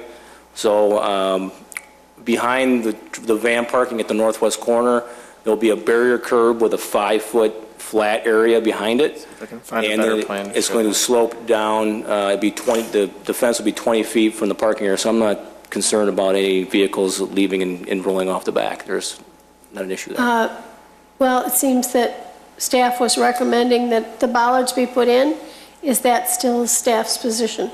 I think that we're fairly comfortable with it now. We did contact the petitioner after the report went out and went through the concern. The staff concern basically was that when you're maneuvering a semi and you back it out, it's difficult to see and it's difficult to feel. And our concern was that the back tires can get over the curb before you would feel it. And if that's the area where the steep slope is, you're going to be hitting the fence. So we went through it. I think part of that was the plan that we originally viewed. Earlier on, the petitioner had indicated that they've moved this area as far east as possible. The concept plan that we viewed had the pavement edge maintaining the existing western boundary, which would have put it much closer to the fence. So the combination of the 5-foot flat area and the shift east, I think that we can, I think, accept this now. Okay. That's my only questions. Thank you. Thank you. Commissioner Johnson. Thank you. Okay, so you don't have direct tie-in with the facility on Wolf Road, is that correct? Owned by the same. Well, right, but Yeah. they're not delivering the material that you're going to be taking out of here. Yeah, to we're deliver not to home. taking deliveries So from them. where is it coming from? Oh, man. These packages can come from I mean, they're coming in on Cleveland, semis from, they're coming from, if you order something and you get it in 2 or 3 days, it's made its way across the country from California to your door.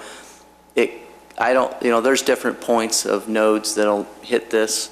I don't know if it's Cincinnati and Cleveland and those types of areas, but it's hit a couple of. not geographical. Yeah, it's coming from out of town. But they're coming in Out on of town. semis and then, Yeah, the what they call the pups, they're 28-foot trailers, and they'll be brought in, sometime during the day and backed up to these loading docks, offloaded onto conveyors. And then one note of point, that a lot of this parking that we were just talking about with the curb, it's where you take, after those trucks have been offloaded, that's where they go park when they're empty. So it's a guy that does that all the time. It's not a driver coming from somewhere not familiar with the facility. he's the yard man? He's the yard, they call him the yard dog, but. Okay. Yeah, he's the yard guy. So, not as concerned because he's very, very familiar if he's doing and using those physicians all day. Okay.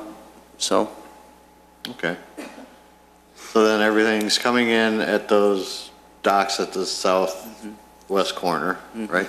And then That's right. going through your magical conveyors. Right, they go through magical conveyors into those vans, and so if it comes in at, 1 in the morning or 2 or sometime or 11 p.m., it'll start sorting into those vans. And so when the guys show up at 6 or 7 or whenever they feel like they've got to hit their route, the vans are ready to go. Okay. Is there a customer pickup area? There is. Tried delivery several times and. Anymore, signatures are really only needed for very special deliveries. The visitor, the public, would maybe one person every other day. It's not a, it's not a place where you really go get them. But, none of the other facilities, or I don't even think the ground facility has a customer pickup spot. It does. But does it? I've been there. So I would say this about, signage and things, which we'll probably have to come back to get some signage. Those types of signs, FedEx will be really concerned to make sure everybody knows where they're supposed to go to pick up. There is an entrance. Where would that be in this building? Go to, if you can, the site plan itself, I think. Yeah, so where those handicap spots are, that's actually the entrance. So there would be, when we come through with signage and things, there'll be, front entrance or pickup. Okay. A sign. I don't know that we have a spot is what I meant, designated for a customer. We may have some signage and stuff, but I don't know. All right, and the last thing I had, looking at the west elevation, doesn't seem like the 3 ground level doors match up with the floor plan. You got 2 together and then 1 I agree. way apart. The middle door looks, Chris, Is that intentional, or did my architect mess up? I believe that was a drafting error. Yeah, that's supposed to scoot over. Yeah, because The that's site plan is correct. that's not going to line up with, Yeah. that's all I had, Mr. Chairman. Thank you. Commissioner Powers? Thank you. Did you say that the front parking lot, you would not be parking vans in there? Was that correct? Correct. From the blue line on the north side, that all is auto parking and employee parking. Okay. All of that, right, correct. And So- then where do, you said like on the far west end of the property, you would be parking vans there, correct? The far west is, Over by the retention pond? those are 28-foot trailers, so they're they're the trucks for this one. Okay. And in the southeast corner, I think you're proposing 2 overhead doors. Right now, those don't exist, so you're going to construct those, and you're going to take out the parking spaces, those parking spaces, and that's where you're going to construct those doors, correct? Correct, yeah. Okay. And the same goes on the southwest side. You're gonna put, what, 6 doors there, and then the 3 doors in the what would be the northwest corner up there? Yes, yes. Okay. Let's see here. What about I know you submitted a photometric plan for additional lighting. Where do you see putting additional lighting? And on the building itself, I was out there yesterday, I couldn't tell, do you have exterior lighting like in the rear area of the building at all? I just was curious, what did your study show you? Like where did you need more lighting? I was just curious.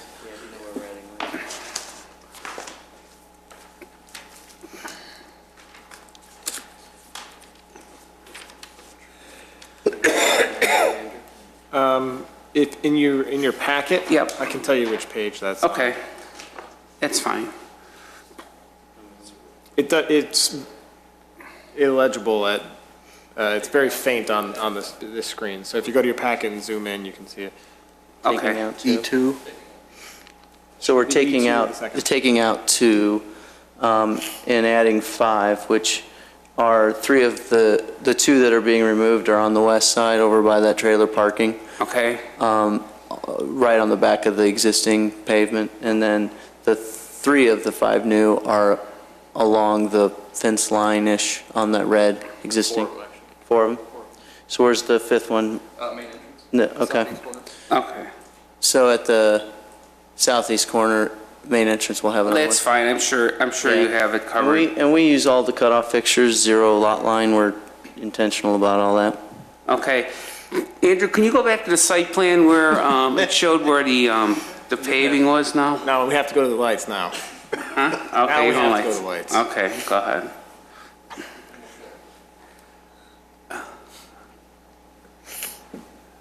There you go. There you go. Go to the west side, yeah. Those are the new. The darker ones. Okay. Whoa, wait. Zoom All right, out. now we can go where you want to go. Yeah, I guess that's good enough.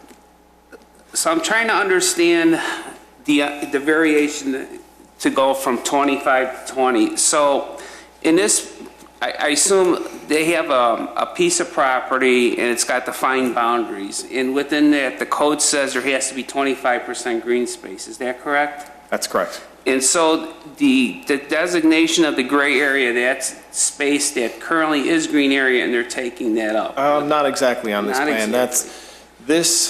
This plan, I believe we're talking about, is this the harder surface? Yeah, there's some, not all of it. Go ahead. Yeah, there's the area at the southwest corner, where it's a little confusing. We're showing where we're putting new pavement in and also removing and replacing some pavement because we're putting in some truck docks at the southwest corner of the property. So we have to remove some of that pavement and replace it. So there is existing pavement along there. The southeast corner, there's going to be some new pavement and there's already some existing pavement there, but there's going to be some green space taken away. The aerial might actually be, yeah. Yeah. Sorry. There we go. There you So go. you can see this area, this drive moves over slightly, so you get a little bit of green where the arrow is now.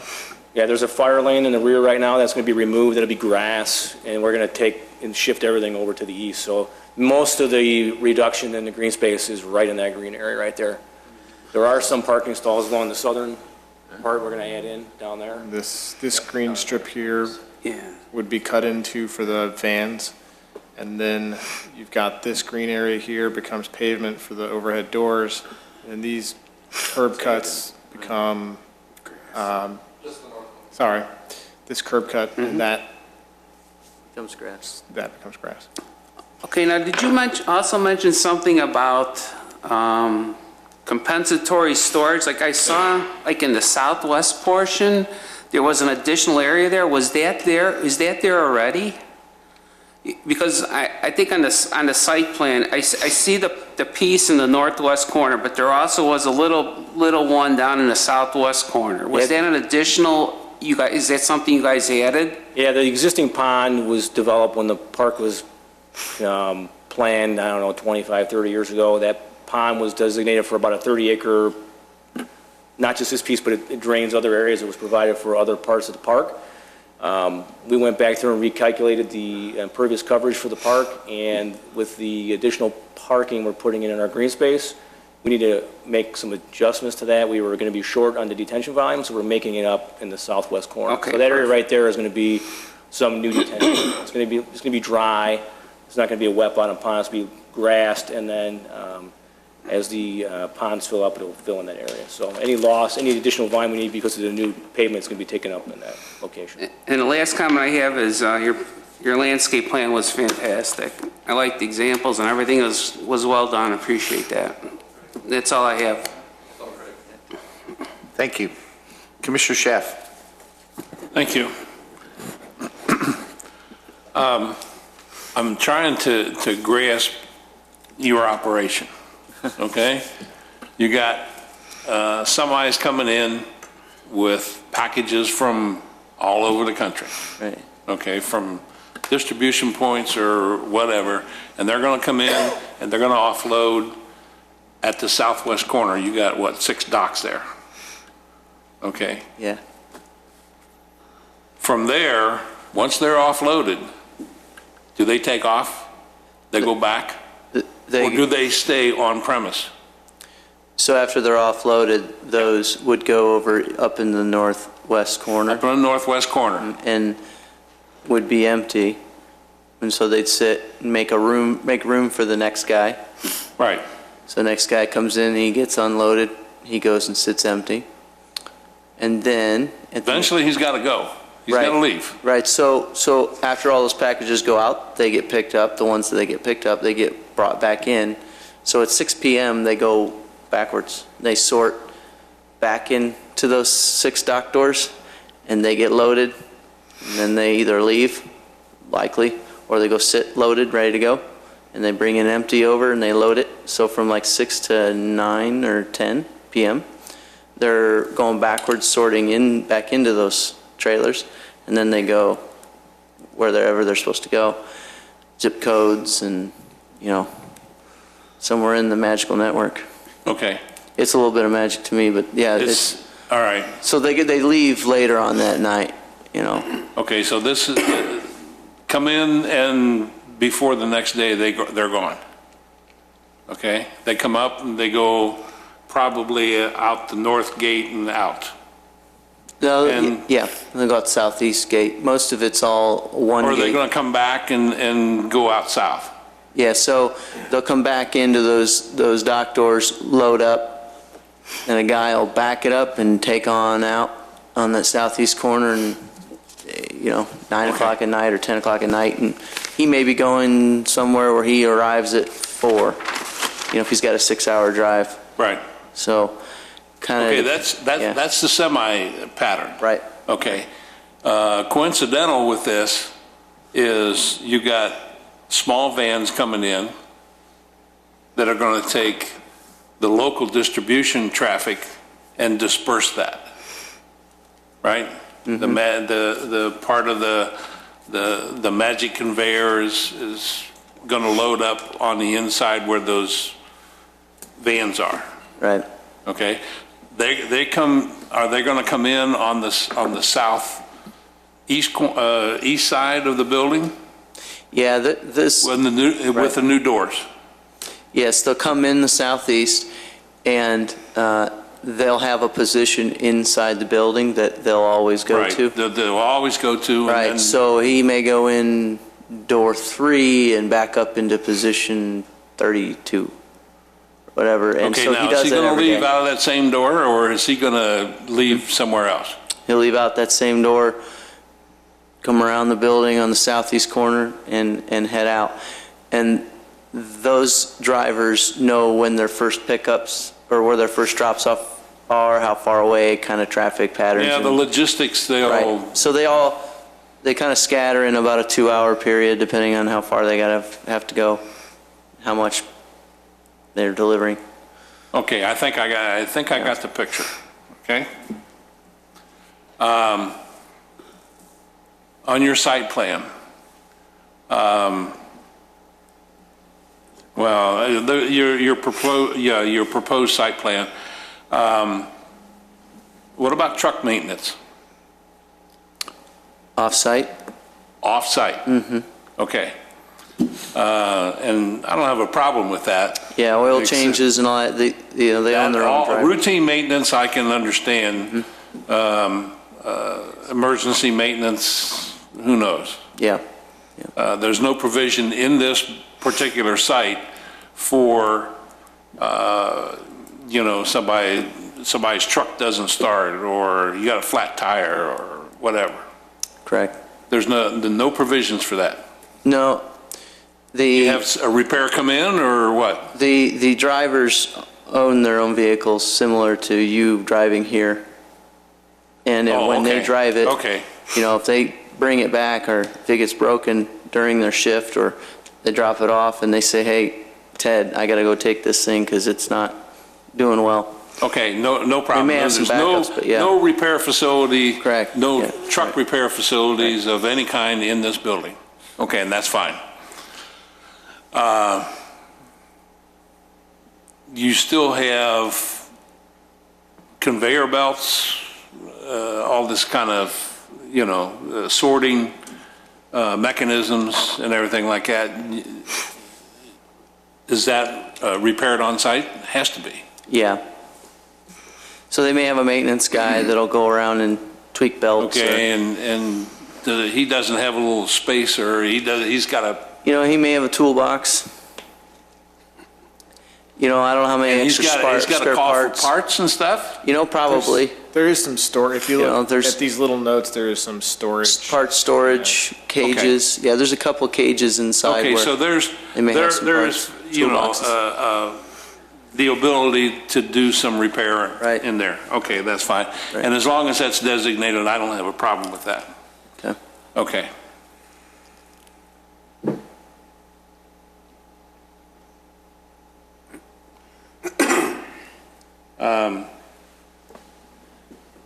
Okay, and I think you started off by saying that the memos that the village engineer and the fire department, you're going to abide by all of those. Correct. Okay. I have no problem with that, and that's good.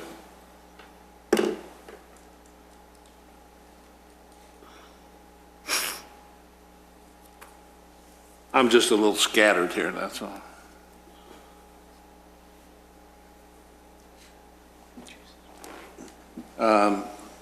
I think my next comment is for, that's village-owned streets there, Peterson Drive. That's correct? That's correct. Yeah. That's not in the best shape that I've ever seen any street. It slumps down there in that railroad crossing, and I just wonder if the engineers looked at that, but you probably should, because there's going to be increased traffic down and through there, and that's a lot of traffic that's going to have to, that road, Peterson Road, is going to have to support. You got semis coming in and out, and you've got vans coming in and out. So I would think that the village needs to at least take a look at it.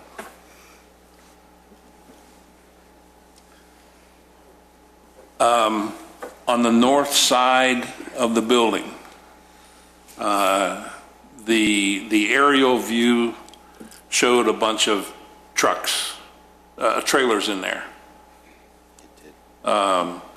Beyond that, Right, handy foils. yeah, on the right We don't side. intend to have those. I'm sorry? We don't intend to have all those at Are you those going locations. to are you going to restripe that so that there's employee parking available in there and Yeah, right now, those are striped on angles that, yeah, it's kind of a weird striping program right now. We intend to repave, resurface the entire site, make Okay. it look fresh and new and restripe. I kind of assumed that, but Yeah. I just wanted to clarify that there's not going to be trailer parking on the north side. It's all going to be on the west side. Yeah, that's the west side. Top of this thing. You're going to take away the green space. Yeah, and that's fine. Put some jobs in there. Yeah. So that's all going to be employee parking, I would assume, staff and whatever. I assume then that the fire department has looked at that so that they have the clearance all the way around the building? Yeah, with the petitioner's submittals, there was a turning radius diagram page included that we reviewed. Okay. As long as you've done that. Okay, that's fine.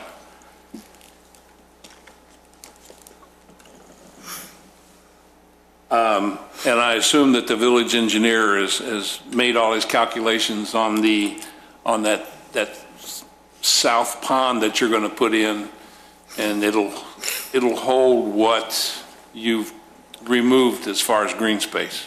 You're satisfied with that?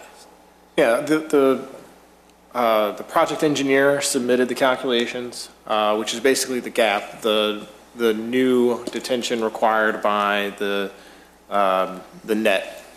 Basically, Right. they're taking out one curb cut, so whatever's left, that gap is managed in that, the new south pond. And that new pond? Yes. Okay. And then the variation is on the slope of the old one then? That variation, as it turns out, is not technically a variation. That is any slope that is in that range from 10 to 1 to 3 to 1. That range has to be basically reviewed thoroughly by the village engineer, and Okay. that's what the exception is for.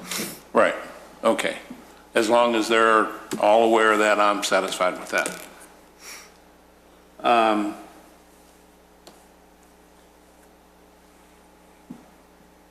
Okay, that's it. Thank you very much. Thank you.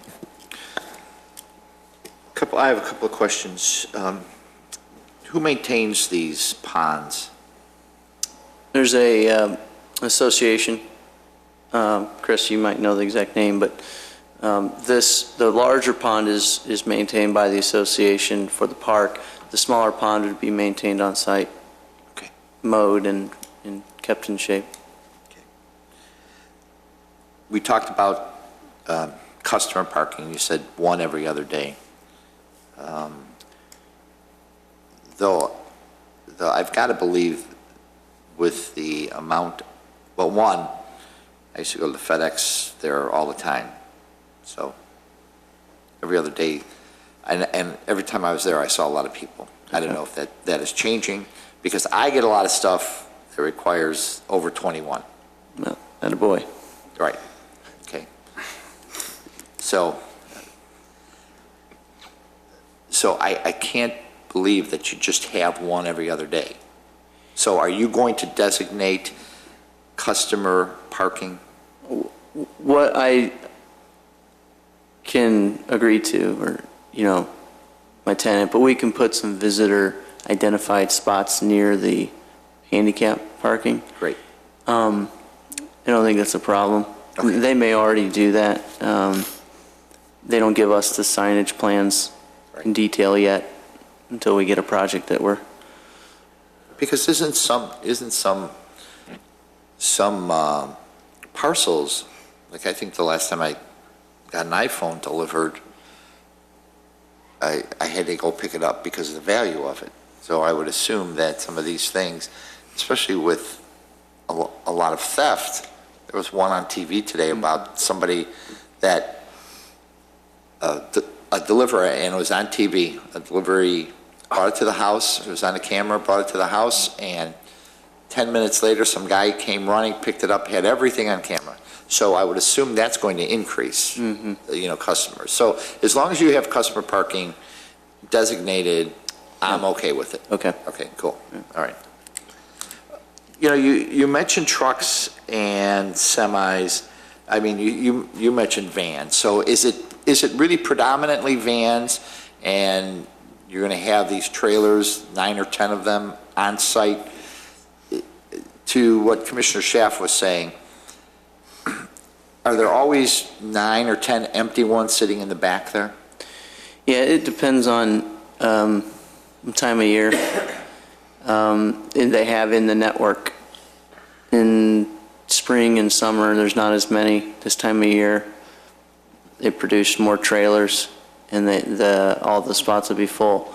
And those empty containers generally will be there during the day.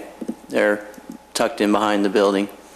They won't be there much at night because they'll be on the road. On the road. So, yeah, those, I think there's 28 or 30 spots total, maybe less than that for the 28-foot trailers, but. 20, Wow, that's a lot. That was 21. Okay. 21. That's these. And you mentioned, and that's fine, you mentioned bike parking, but was it designated on this plan? Landscape plan, if we go to the landscape plan, yeah, we didn't, it didn't make it on every one of my plans. Got to find a new civil engineer.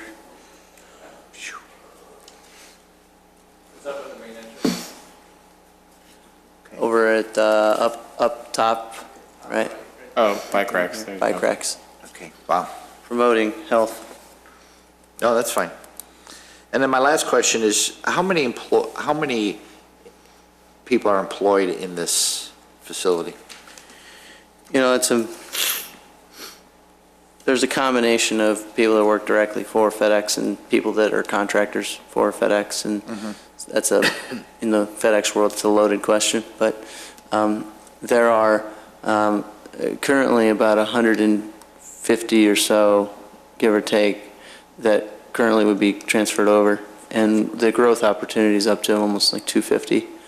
Those are the types of numbers. Full-time employees in the office area, probably more in the range in the 20.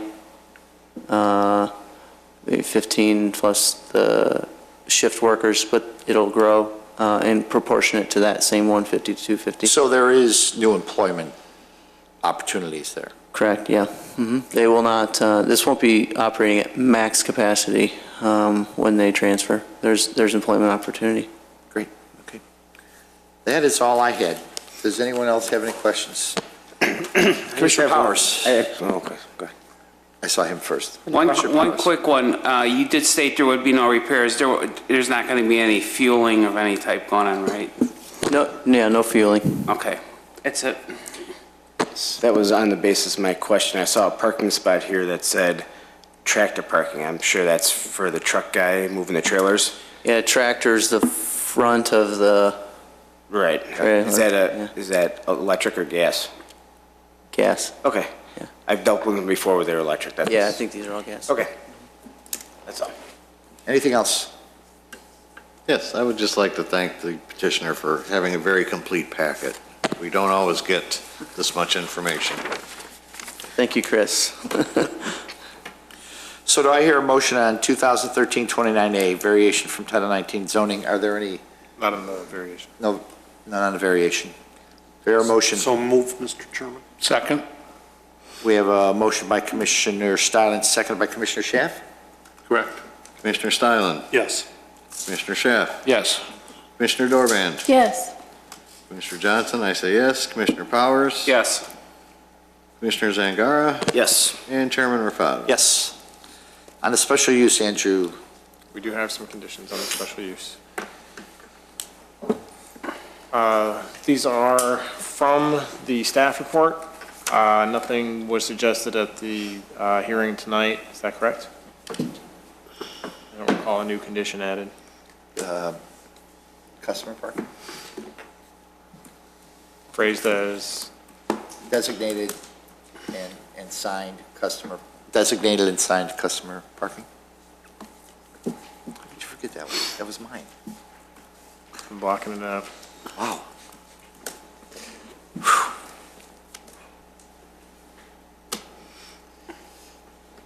This customer parking would strictly be picking up items. Jim's iPhone. Mhm. Jim's iPhone. My iPhone. Or whatever he's getting Or ordered. whatever it takes to, I don't have a clue. Alcohol. Alcohol requires a signature of 21 and over. Yes, it does. So if Jim wanted to send his iPhone somewhere, though, I couldn't. he couldn't go there to Drop it send it off. out FedEx. It's not a drop-off Okay. location, right? They might accept liquor, though. Yeah, Depending on the type of day. yeah. Got it? I got it. Okay, so go Number over. one, special use is limited to operation primarily as a package sorting, loading, and distribution facility utilizing vans as described in the materials submitted on behalf of FedEx Home Delivery. Number two, that the final design of the proposed detention area grading exceeding a 10-to-1 slope shall be subject to the review of the village engineer and will be permitted only on a determination that the slope will be stabilized.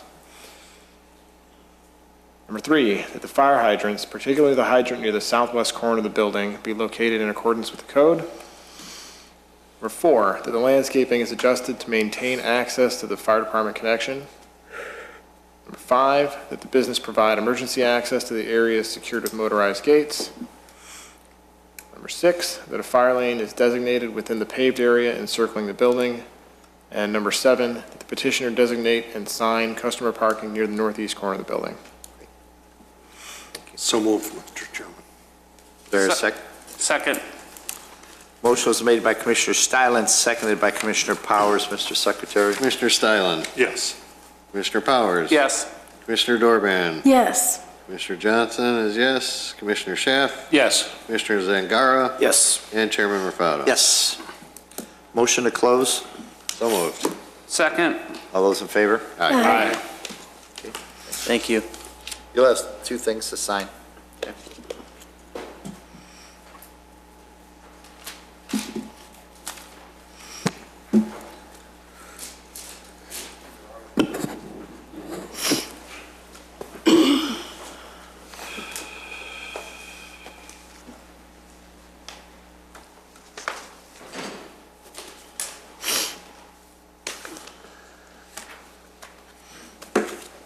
So you're on.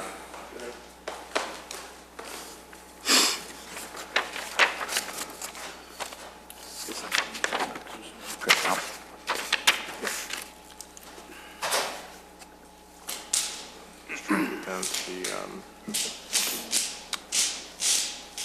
medical marijuana. Oh, yeah. I don't plan on doing that. Next is the approval of the,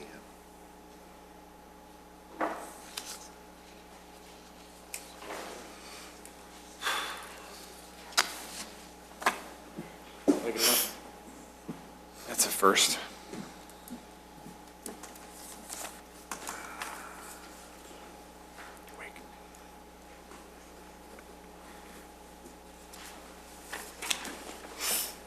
For anyone following the hearing at home, there is a board review, which would be the final step in reviewing this petition. We anticipate at this point that will be the first meeting in January. We'll be in touch with the petitioner on exactly when that date is confirmed, but it should be the first board meeting in January. next on the agenda is the approval of the 2014 Plan Commission meeting calendar. So moved? Anything?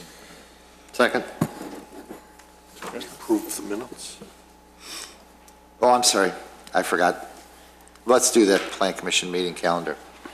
All those in favor? I have a question about it. Okay. On the Sorry- calendar? Sorry about that, Mr. Chairman. No, that's fine, no. We used to designate things like special meetings and regular meetings, and I see no designation anymore, whether they are regular or special, and I understand from last year that there are certain things we can do in one and can or cannot do in the other, so are we no longer designating regular and special? We are, no, I think the discussion that we had, we talked, I think, both about the board and the sign code Board of Appeals. I'm trying to remember exactly how it ended up, but no, I don't think that we have the same limitations that the village board has. It's just the regular meeting is a voting meeting, a workshop meeting is not. All of these are regular meetings. The optional meeting is the one that when we were working with petitioners, we tend to try to focus workshops to those meetings. Just to refresh your memory, we had a meeting that some of us voted on, and then at the next meeting, we wanted to change that vote, and we couldn't change that vote because it was a special meeting, even though we discussed regular meeting stuff. So if all of these are designated as regular meetings, we should know that they're all regular meetings. That's the light.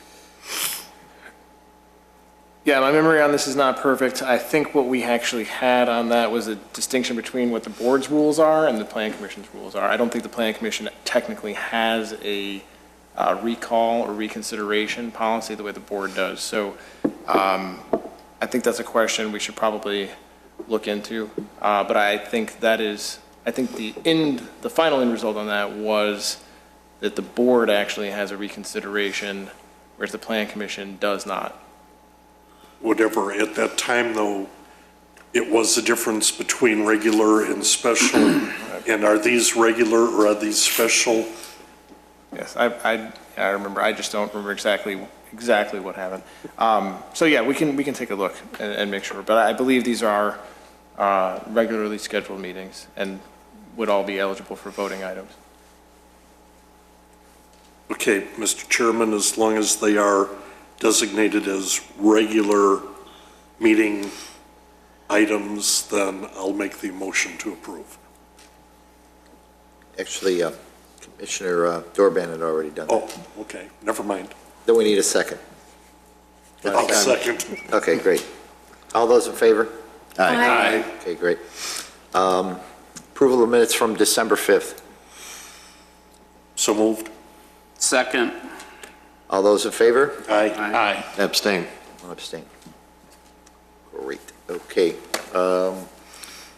Next on the agenda, Title 19 zoning workshop of medical marijuana. Has to be over 21 to get that, so you'll be going over there. Is that home delivery? Yeah. So, Andrew. Yes. The intention here is to publish a public hearing for early January, most likely January 9th, to discuss this issue. What we would likely do is a series of regulations very similar to what was done in Niles. We included the Niles regulations in your packet. I think it's just about the 5th page of the section on medical marijuana. So essentially what we're looking at are 2 new definitions. We don't have a need for the second definition. The state regulations related to the cultivation centers would appear to preclude Wheeling from having one of those. There is no place in Wheeling that is separated by 2,500 feet from all of the required restrictive uses. However, we would still define it in the event that the state regulations do change.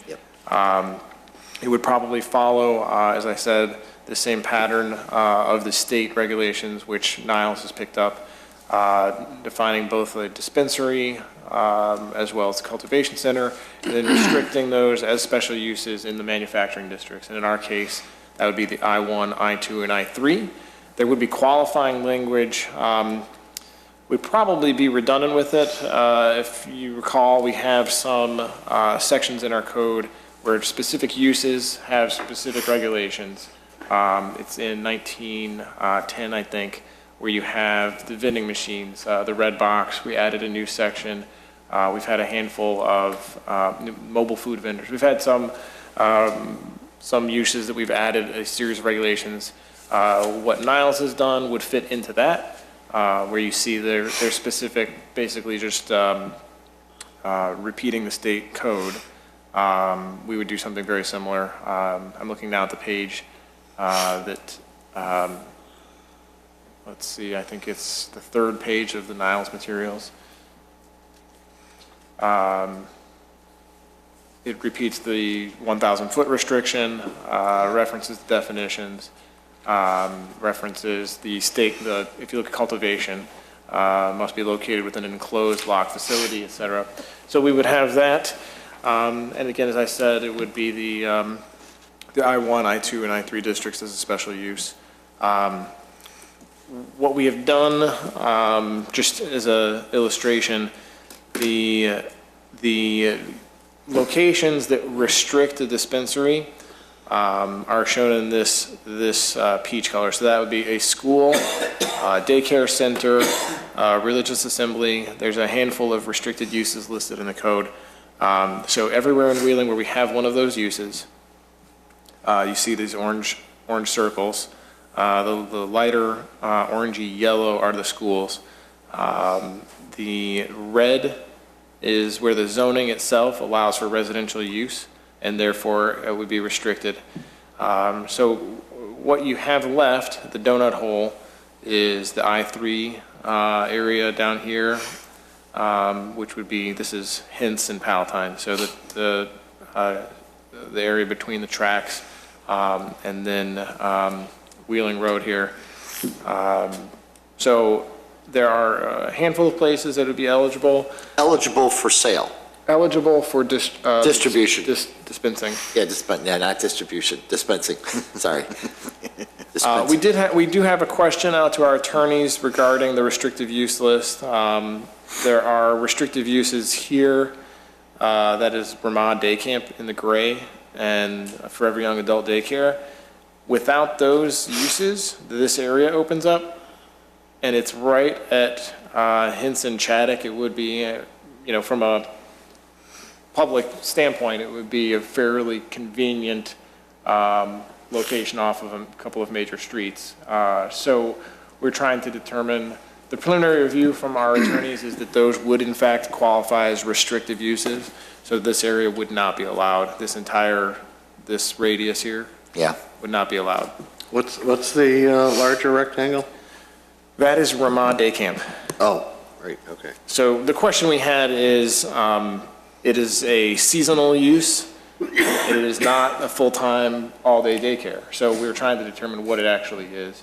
Their preliminary review is that it would in fact prevent a license in that area. Wow. We are planning to follow up with them on that, just to be 100% sure. Are there any questions about this? Mr. Stylen? I just have a general question. If the national pharmaceutical companies wanted to get involved with this, obviously they sell hazardous and dangerous drugs today and whatever. I mean, they have a control mechanism, obviously are trained. If they wanted to get into this business, is it a state regulation that they could not be in any of these particular areas? Well, what's interesting that you bring that up is if you read the article from Niles, one of the things they brought up was if we didn't adopt something, it said the Community Development Department would be forced to make an interpretation based upon current zoning rules, which he said would permit the facilities to open in areas zoned for pharmacies. So I would interpret that as yes, that, possibly could if we didn't have the regulations. Subject to the restrictions of the answer may be yes, But the zoning in would... reality, the state has chosen to adopt regulations that are stricter than for other controlled substances. Okay. So your pharmacies tend to be located on commercial thoroughfares. They have residential zoning too close to them.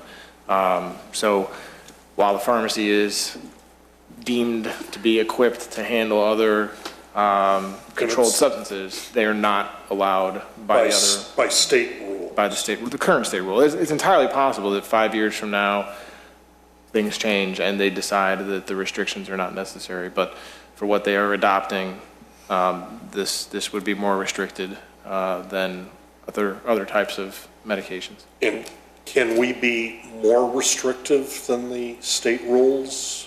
The state allows the municipalities the ability to restrict the locations by special use, for example. So you can do a special use review. The state does not require it to be a special use. It allows the village to adopt it as a special use. But I mean, these questionable locations, could we make them no longer questionable? We can't go less restrictive than the state. That would be inside, the state has set this 1,500 foot and they've defined the uses. We can't go into that. We can't take uses off the list. No, could we add daycare to their list for us? Yes, we can, I believe we can be more restrictive. So as long as we have a rational basis for being more restrictive, I believe we can be more restrictive. I can double check that with the attorneys, but you could establish that it's only the I-1, although the I-2 would be eligible. I guess I'm worried about those two areas that you said were questionable under state rules. We could make them, we could remove that questionable aspect if we wanted to. Sure, you could. You could clearly define and specifically include the word, including day camps, for example, if that was what the village felt you needed to have an interpretation that was black and white, where the state may be gray right now. Okay, thank you, Mr. Chairman. Are there any other questions? So we're going to public hearings in January on this? Yes. It's an interesting, another thing that when I was reading this, the village attorney from Niles said that the municipality cannot ban either a dispensary or cultivation center unless they fail to meet village regulations. And then one of the trustees says, why can't we just tell people we don't want it selling pot in Niles, And you can't, because it's, unless we've got the code behind it, and that's what we're trying to do. Yeah, it's a land use restriction. Yeah. It is certainly different than some of the other land use restrictions we have. It follows the pattern of adult businesses, which have similar radius restrictions like this. Right. Okay. Any other questions? Andrew, do you have any other business? I do have one other business question. Oh, okay. You can start the timer on it. Yeah, I will. We have received a sign application from B&L Liquors and PS Pub. There's a sign, if you look at the screen, this sign here is partially attached to the building. It's also supported, the weight of the sign is supported by this column. So The sign was originally built many years ago. The most recent review of the sign was 1999. The Plan Commission authorized the sign face to be replaced at that time. There were no other specific regulations referenced. It was an existing sign. The face was replaced to basically what you see right now, B&L Liquors, and then these little ears, the red ears say Miskas. So what the business is proposing is this sign, identifying both of the businesses at the location. They are under one license. They are separate. You cannot, the store can close and the employees can get from one side to the other. They are under one liquor license. They're under one business license, I believe. So the question that they have is this sign is in disrepair. The vinyl is deteriorating to the point where they need to do something with the sign. And their question is, their first question is, would refacing it as shown be considered maintenance of the existing sign? That is the first interpretation for the commission. Can you repeat that again? The sign is in disrepair. Yes. And what they're requesting is to fabricate a new panel that looks like this, that identifies both of the businesses in the building.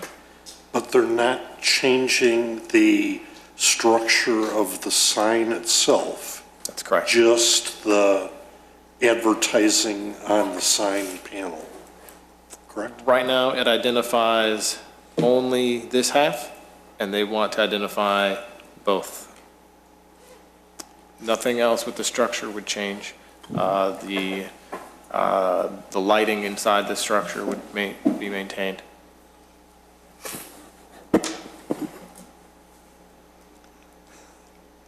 Commissioner Schaaf?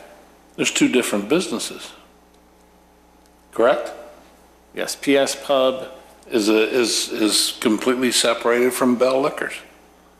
is sort of separated from B&L Liquors. They share many things. They share. Do they share the same business license? I believe they might actually share the same. They share the same liquor license, and I believe they may share the same business license. I would have to double check that. They're in two different units. They are in two different units. I would consider them to be separate units. Yeah, so do I. But if they share the same business license, maybe that's the gray area where they could slide this by. But from my perspective, it's two different businesses. Well, I don't think that's the question. The question is, even though they're two different businesses, is... Can they share the same sign? No, I don't think so. No, it's not, and I don't think that's the question either. It's not the question yet. It's not the question yet. But the first question is, replacing the face, is that considered maintenance, or is it considered a new sign? But that's not a legal sign anyway, right? That is one of the other questions. Oh, okay, so we're asking all the questions here. So why don't we get them all out on the table so maybe we can then make a halfway decent decision on this one. So is there any feeling about whether or not this is a maintenance? I'll ask. Commissioner Dorban, do you feel putting a new face on there is maintenance? Can we ask some more questions, though? I mean, Well, because I think, that's why I was asking, maybe we should if it is ask. a legal conforming sign today, Then it's maintenance. I mean, we just did that pizza place down on Wolf Road and Camp McDonald Road and had a sign face change, right? Mako's Pizza or whatever from Marco's from Family. Mako is a paint, car painter. And they got a new sign too. And they got a new sign too. Right. So I guess the question of exactly what this sign is, was not up for interpretation when it was last reviewed. So if you... But that was 14 years ago. Sure. So what the code would refer, I'm not aware of any other sign exactly like this. It is primarily supported by a pole that goes into the ground, making it a freestanding sign. It is supported by the building. Yeah. And it's somewhat difficult to see the support of the building, but it is certainly attached to the building. I don't know if it was for wind or for stability, but it is certainly attached to the building as well. But I would say the majority of the weight is supported over the pole. Now, I cannot think of another sign exactly like this, which gets to the question of interpretation. If it is a freestanding sign, it was certainly approved originally without landscaping. The landscaping, in this case, there is no possibility of putting landscaping under this sign. There are parking spaces and a walkway. If it is a wall sign, it is not attached to a wall. So it's an anomaly. I don't know that we have anything like it. It is certainly, we can say that it is existing. It does exist. But beyond that, if it is a freestanding sign, it is certainly not located on the property where you would typically find a freestanding sign. If it was a pole sign, would we allow a sign face change like they're asking? Without bringing it into conformance? Yes. The strict letter of the code would say that if you have a non-conforming sign and you take part of it off, and it's not maintenance, then you need to bring that sign into conformance with the code. And if it were a wall-mounted sign, would they be allowed under code to make the change that they're requesting? If the Plan Commission were to feel that that sign is primarily supported by the wall, I would say that's a prohibited sign. It's a projecting sign at that point, making it prohibited by the code. So in either case, I think you're saying that your kind of feeling is that it's a non-conforming sign and maybe shouldn't, without a variation request, go through this process. Is that what you're trying to tell us? If it's a projecting sign, if it's considered a projecting sign, which is a sign which is supported by the building but then projects from the face of the building, a projection is considered prohibited. It can't be roof mounted, it can't be projecting out like a blade from the building itself. Without a variation? It's prohibited. I don't know that we've given So Joe's Pizza is mounted to the building. It is a legal non-conforming sign, unless it has a variation. I have not looked at theirs. So this sign, if it's just coincidence that it happens to be attached to the building and it's therefore a freestanding sign, is non-conforming by virtue of not having landscaping. But we might be able to get some additional landscaping to compensate in a 2-for-1 kind of. It's not I don't know if this picture adequately shows that, but they have landscape. These are planters, trees, and evergreens. These are yews. In the only. There's a fire hydrant over here. They have. I haven't reviewed everything, but it looks like they've landscaped what is left on that property.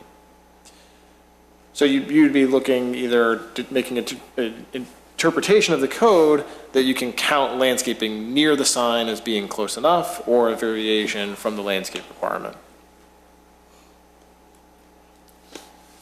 Now, if the sign is considered maintenance of the face, that isn't an issue.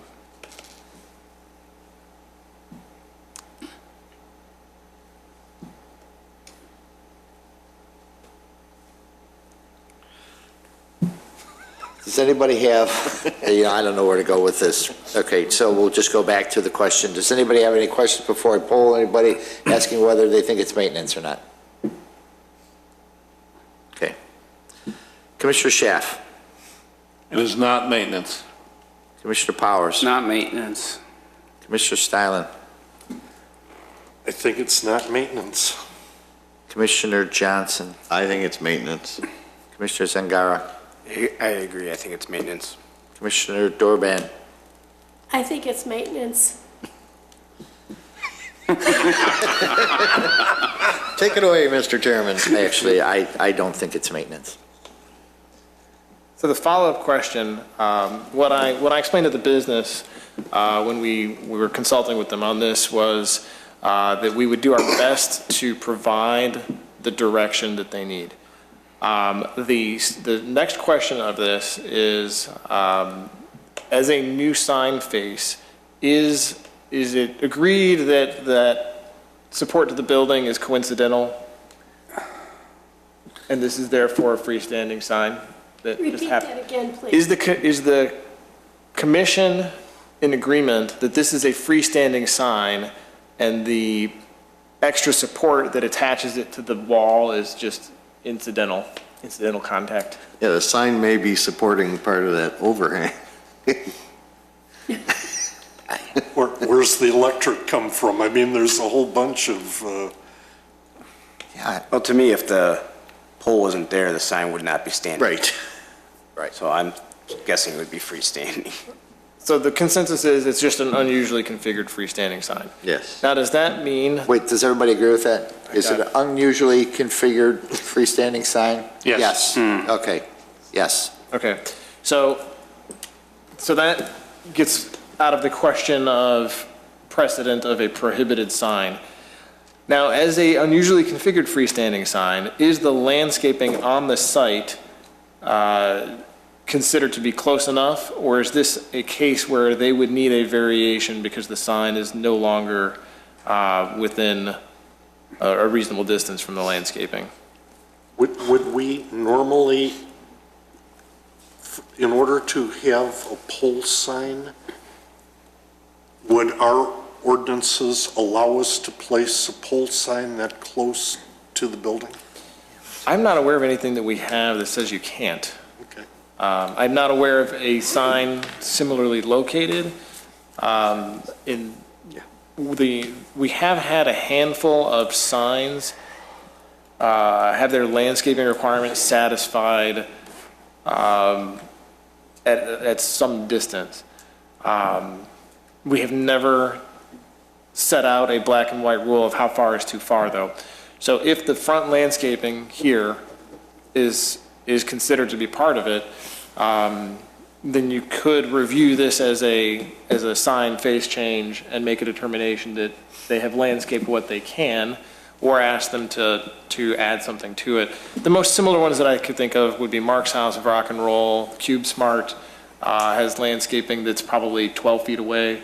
So it has been done. We've had a couple of places add some ground-mounted landscaping in this in planters. In this case, I don't know that you could do that. There's a handicap parking space right here, and you need to have access into the walkway. So it is either this area in all likelihood, or a variation.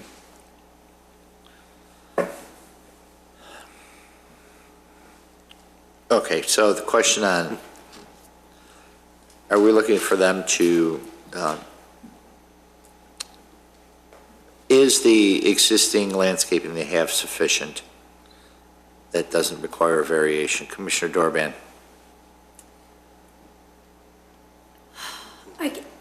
Well, I don't know where they'd add more. Right, exactly. That's my problem. Right. So I don't know how Right. how do I answer that? I mean, there's no place for them to put anything. The problem is, if you do this for this business and don't make it a variation, then you're setting a precedence that anybody could locate their vegetation wherever they wanted to, 20 feet away or whatever.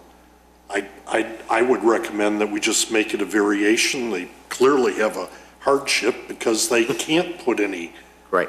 vegetation in, and then we could use that if anybody else ever came with a similar That's a good point. circumstance. Okay, Commissioner Zangara. I would agree with that. Commissioner Johnson. Same here. Commissioner Stylen. I agree with what I said. I know, I figured. If you disagreed, I'd be hurting. Commissioner Powers I agree.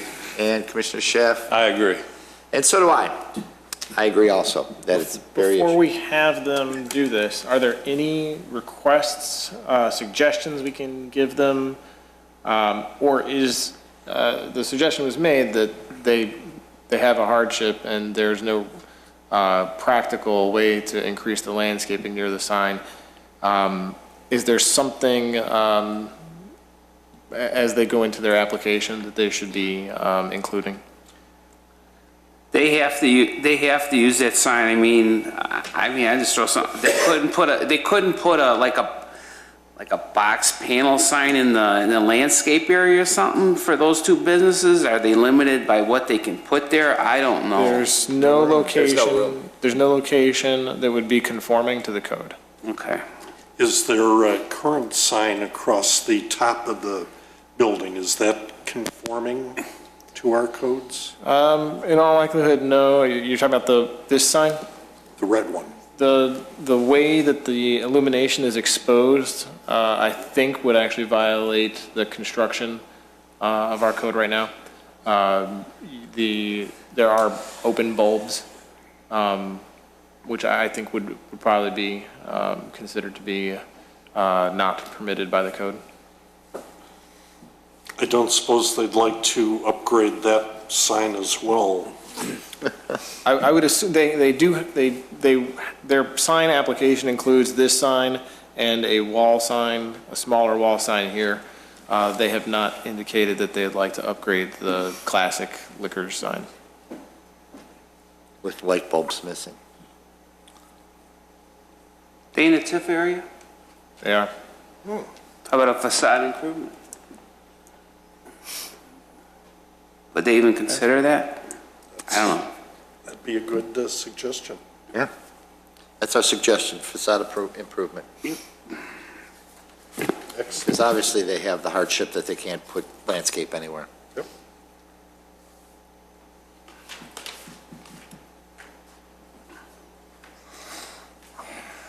Okay. That's all I have. Commissioner Dorban, other business. Nothing. Oh, I will not be here January 9th. Other than that, I have nothing. Thank you. Commissioner Zangara? I got nothing. Commissioner Johnson? While we're looking at this picture, Go on. the one we were, never mind then.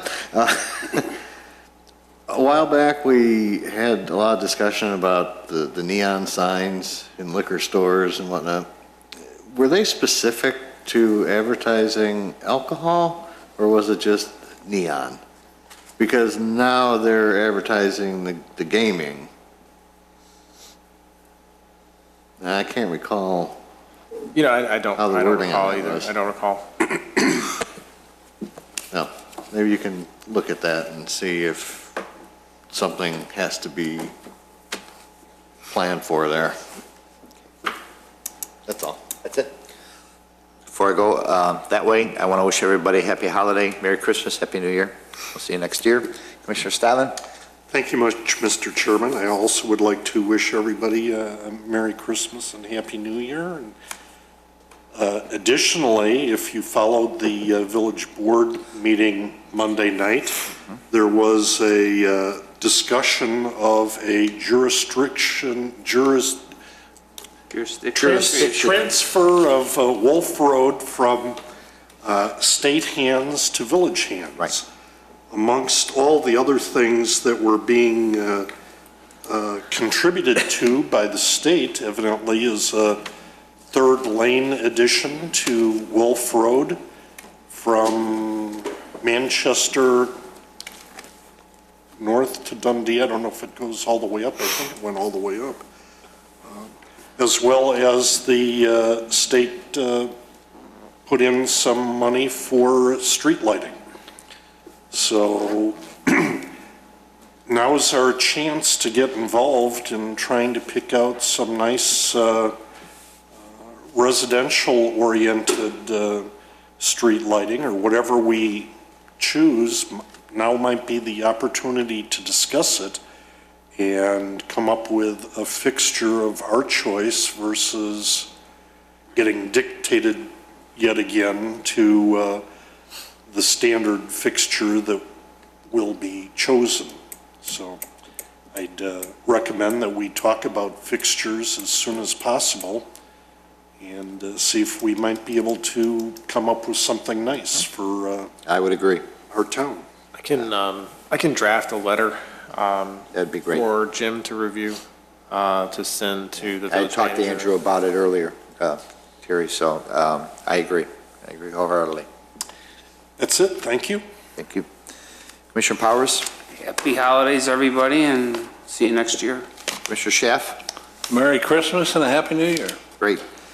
And I have one other thing, speaking of the meeting on Monday, I watched it, and, they had the concept review of the two restaurants. And, boy, that's the furthest thing from a concept review I've ever seen. So, I'd really